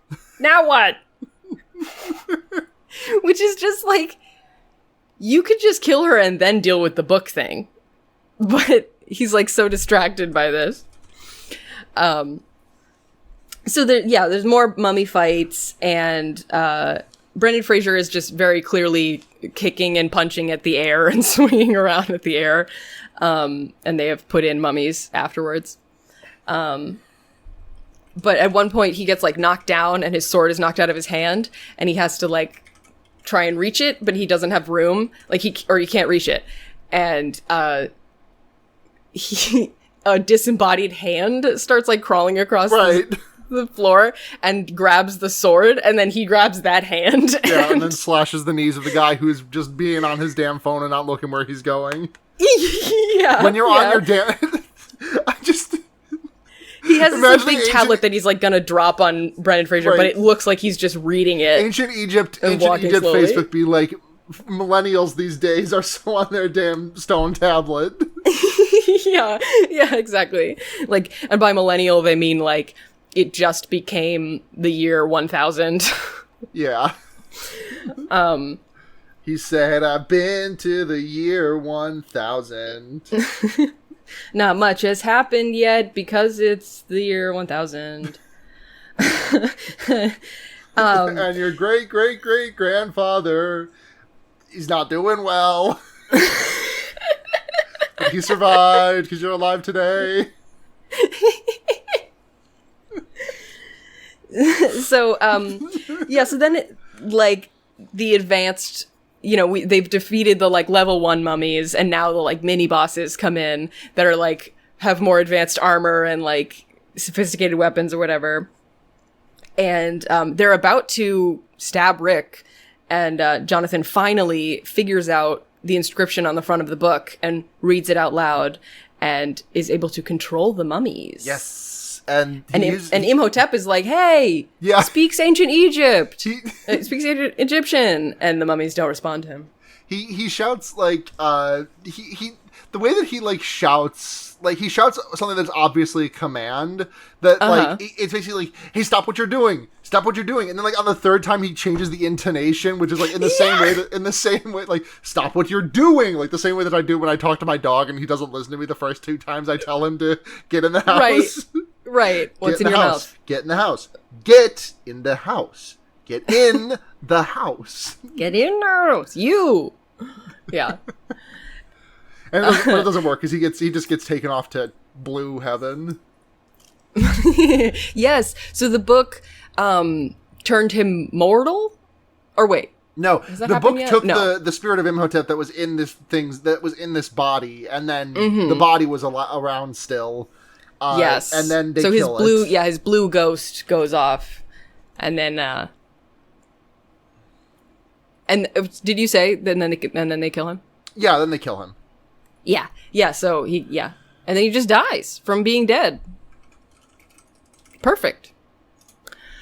Yeah, and then the movie just kind of ends. They like get out of the crumbling ruins. Oh, this is when Benny triggers his death trap and dies. So Benny has been like going around stealing gold and like has this like big, like heavy bag that he's like trying to lug around, and he like sets it down on a lever that is the collapse the whole building lever. Yeah, the button that says explode everything in here, and he can't get out of there in time. And he's fine until all the bugs come out and start to eat him. And then Rick, Eve, Evelyn, and brother Jonathan get out into the desert, and then Carlos someone Maza puts their hand on Jonathan, and they're like, "Ah!" But it's Carlos Maza. Mm-hmm. Yeah, he could survive, and he's like, you guys did great. Love you. Goodbye. And he rides off. Yeah, shouts out Ardith. Bye. See you next movie, maybe. And then they all ride off into the sunset with the money that Benny stole, with the treasure that Benny stole from the thing, and then that's the end of the movie.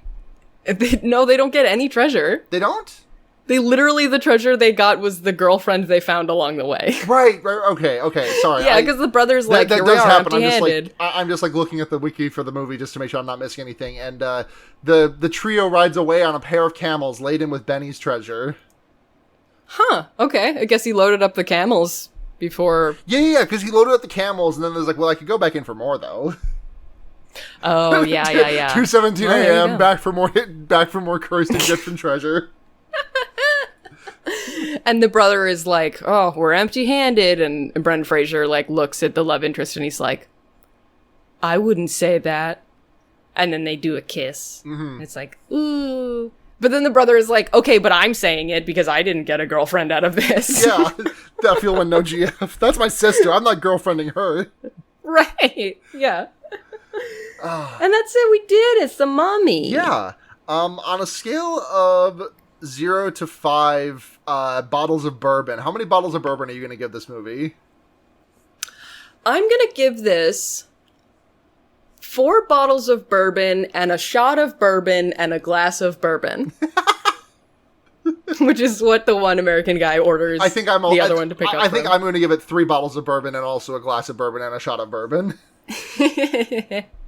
Such a fun movie. I don't often get a feeling of I could watch this again after watching a movie. Right, like if it I was, definitely feel that way about this because movie, like though. what happened is that I didn't coordinate a watching with you before Friday, but like Friday night I sat down and I was like, okay, I'm gonna watch a movie with my friends, because I just like I thought that like I had talked about it with you and I thought you were gonna watch separately, but then like the morning after you DM'd me and was like, hey, when do you want to get together on Sunday to watch the movie? And I was like, fuck it, I'll watch this again. Oh yeah, I think I just assumed that you always watch the movie before you podcast, because I watched it once to take notes, but then I was like, I kind of just like want to watch it all the way through, Right. like just to have a good time. Right. So, yeah, I guess we didn't have to do that, but I hope it didn't waste too much of your time It did to not. do it. I got to watch. I liked it. got to spend a Sunday afternoon watching The Mummy. Like, It's good. yeah, I It's like good. it. I'm gonna see if The Mummy 2 is somewhere I can watch it too. Yeah. We got a bunch of questions this week. This one right. from Jasmine Marsh at Piedmont. What's the hottest part of this ruthlessly bisexual movie? It's Oded Fair in a heartbeat. Ardith Bay. I love you, Brendan Fraser, but Ardith Bay, you are just. He's very good. That can be your answer. Also, in my opinion, underrated heartthrob, the guy who is demanding all of the types of bourbon. He is very like Robert Redford kind of. Yeah. Yeah. I was like, this looks like a guy I should recognize. You know, like I hope he got more stuff after that. Mm-hmm. But to me, honestly, I mean, I think maybe because I was emotionally primed for Brendan Fraser, we love you. I loved watching all of Brendan Fraser's acting in this. So all of the like really like small, tender chemistry moments, I was just like, ah! It's good. They're good. They're good. It's like, I don't know if it's because I'm newly single and like lonely or what, but I was watching that kiss at the end so fucking intently, dude. It's true.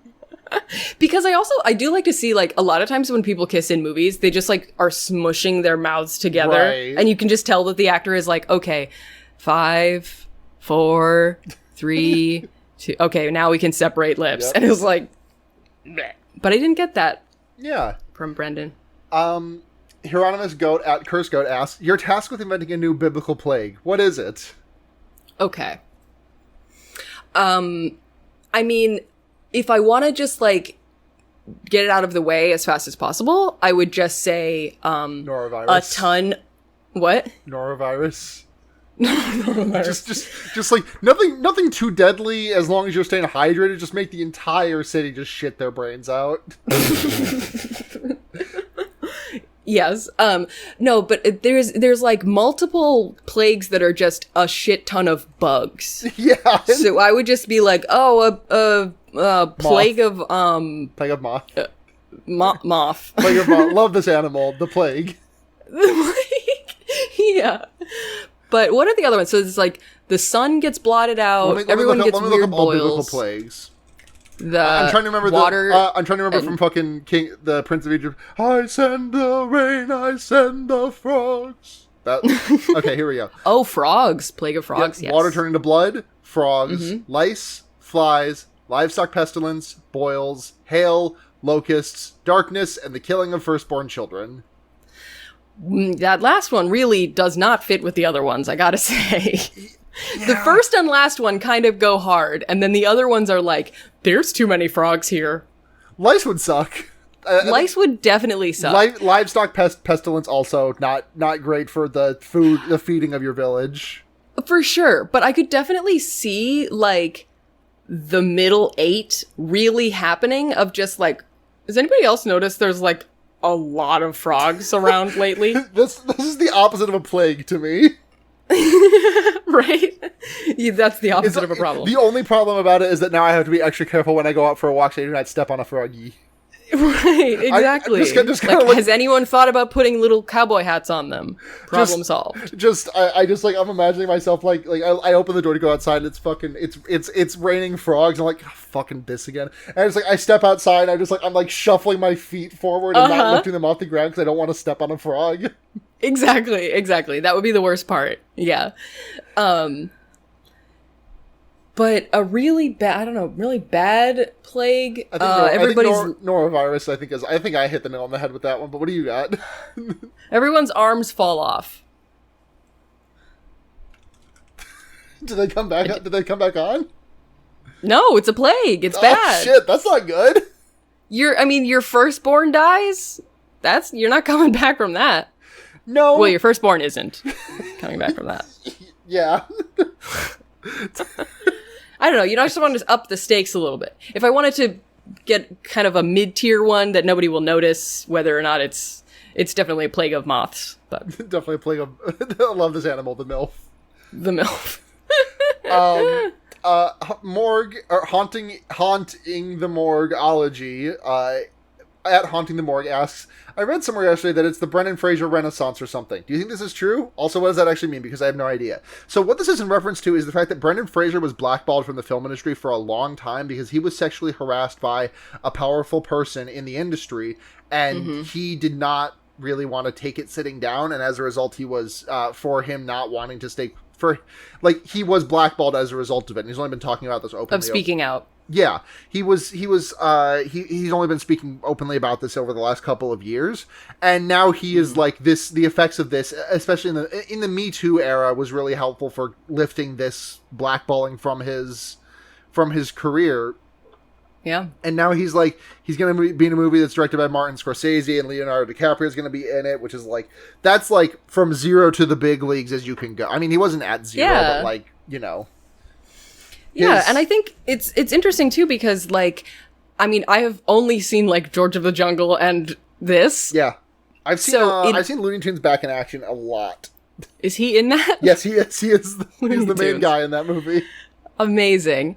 And I feel like maybe just because the movies that he was in were in the 90s and kind of goofy, I don't know of him as a dramatic or particularly serious actor, so I'm very surprised and delighted to hear that he's going to be in a Scorsese film, and I assume it's not a comedy. I don't know, but the that'll be Irishman really was cool. pretty funny. Was it on purpose? I don't know. I haven't seen the movie. Well, I haven't either, so let's talk about it some more. Nevi Sticks at Nickel Wolf says, "When I'm Hotep." Also, what classic Halloween monster is most due for a renaissance? Honestly, I'm Hotep. I know I'm a furry, but there's not enough werewolves in movies these days. If you ask me, not enough scary werewolves in movies these days. Yeah. The only other werewolf movie I can think of is Twilight. Yep, and they're not scary in that. They're not. Yeah. I was gonna say like maybe a Frankenstein, but They did that. I feel like they did that with I, Frankenstein, remember? I think there's a lot of like stitching together a guy, like just made up a new guy Yeah. kind of horror. So yeah, I think werewolves is a good answer. Lastly, from Lacan D's Nuts at Janos Kapovati, Janos sent us a tweet from the Dark Universe that says, "Witness the beginning of a hashtag Dark Universe," which has Tom Cruise, Johnny Depp, Russell Crowe, and two actors that I don't recognize just on sight alone. And this was tweeted around the release time of the Tom Hanks Mummy movie. Okay. And Janos asks, which of the scrapped Dark Universe movies would you have most liked to see? And I have prepared for you a list of movies that were existing in the Dark Universe. That were fabulous. That were intended to exist in the Dark Universe. Because I've never heard of this before. The first one is The Mummy, 27. They were going to do like a Marvel Cinematic Universe of these movies. Okay. Number 2 was going to be The Invisible Man, the one that came out last year with what's her name from the Handmaid's Tale. But that kind of got retooled to not be in the Dark Universe anymore after the Mummy flopped so bad. And then here is a list of upcoming films in the dark from the Dark Universe Universal Monsters Wiki. So I have no idea how I'm sorry, I'm just looking at this list because we've got Bride of Frankenstein to be announced, Dark Army to be announced, Renfield to be announced, The Invisible Woman to be announced, Monster Mash to be announced, Frankenstein to be announced, Little Monsters to be announced, Creature from the Black Lagoon to be announced, Van Helsing to be announced, The Wolfman to be announced, Dracula to be announced, The Phantom of the Opera to be announced, The Hunchback of Notre Dame to be announced, Invisible Man 2 to be announced, and The Scorpion King to be announced. Phantom of the Opera? Yeah, that's Dark Pictures. That's so... does not fit, in my opinion, not fit with the rest of those. I just clicked on one of those on a lark just to see what the Wikia had to say. So here's what Dark Army has. Dark Army is an upcoming film and an upcoming installment of the Dark Universe. Directed by Paul Feig, the film will feature a mix of established Universal monsters and original characters. Dark Army will be released in the United States at an unknown date. So that's just the opening salvo, so let's get into the content. Synopsis to be added. Plot to be added. Cast to be added. Production. Pre-production to be added. Filming to be added. Post-production to be added. Release. Dark Army will be released in the United States at an unknown date. Critical reception. IMDb. TBA. 0 reviews. Oh my gosh. Appearances. Locations. Earth. Events to be added. Items to be added. Sentient species. Humans. Organizations to be added. Mentioned to be added. Oh my god. Just don't make an article yet. Yeah. It's come. This movie's gonna be a movie eventually one day. Probably. Let me run down the list of movies that are absolutely not going to happen and just get your take on this. So, Bride of Frankenstein, Dark Army, Renfield, The Invisible Woman, Monster Mash, Frankenstein, Little Monsters, Creature from the Black Lagoon, Van Helsing, The Wolfman, Dracula, Phantom of the Opera, Hunchback of Notre Dame, Invisible Man 2, The Scorpion King. There are some on there that I'm very glad aren't being made. Such as? Such as The Hunchback of Notre Dame. Yep. And The Phantom of the Opera doesn't need more media made about it, in my opinion. And I just don't know what they would do with Dracula to make it sexy? Scary? I don't know. For me, I just want Monster Mash because I really want them to make, because to me, Monster Mash obviously reaches their Avengers. So I would really love to see just like the super sacrosanct, like marketing for it being like, you've seen the Mummy and Dark Army and Renfield and all of your beloved characters are coming together to band against this one evil in Monster Mash. Monster Mash. They did the mash. Fucking like a melancholy cover of Monster Mash playing over the trailer. Oh my god. Taylor Swift acoustic version. Oh my god. I would like to see another Creature from the Black Lagoon movie. I think it's just because I like Shape of Water, so. Yeah, we should do that. You and I should make that movie? Yeah, let's do it. Okay. I have a onesie that's like covered in scales, so I can play the creature. Oh, good. Yeah. So we're gonna do. God, I forgot how this fucking show ends. Val, thank you so much for coming on and doing this podcast for me. I really appreciated it. Absolute delight to have you on. I cannot think of the last time. I laughed very, very hard at this, and I needed that today. Oh, I'm glad. I feel like there were some parts where I was like, I'm not I'm not carrying her enough. No, you are. There was one waveform in the sand, and that's where you dragged my ass through it. Where can people find you? What's your things to plug? Where can people listen to you? Do other good content? Yes, so I am Val Flight Cub. You can find me on Twitter at Flight Cub. The second B, of course, stands for Brendan Fraser. Mm-hmm.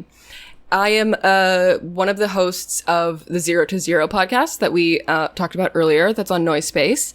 And I'm also bringing back, speaking of podcasts that have one host and rotating guests, my podcast LMNOP that I used to do with my former partner Alec is we're not together anymore, so I'm restarting it in September with rotating guests.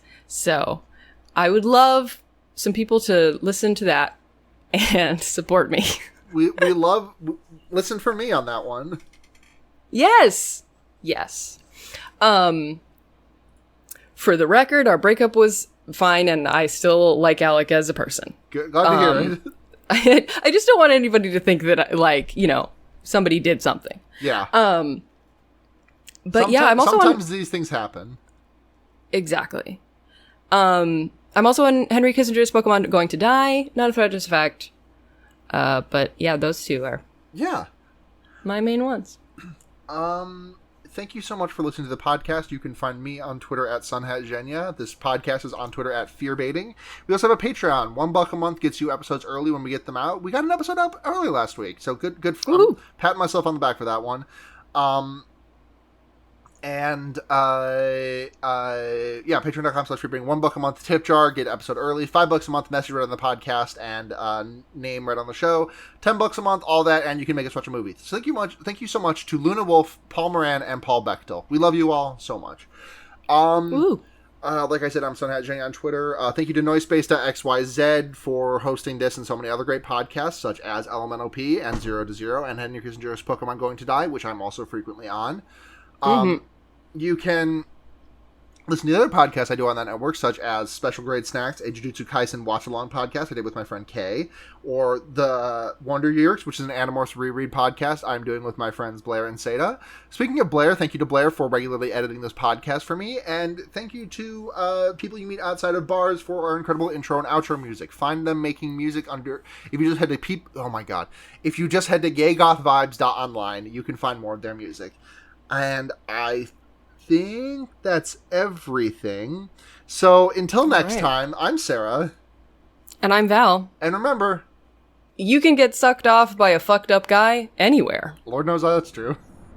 Good night, everyone.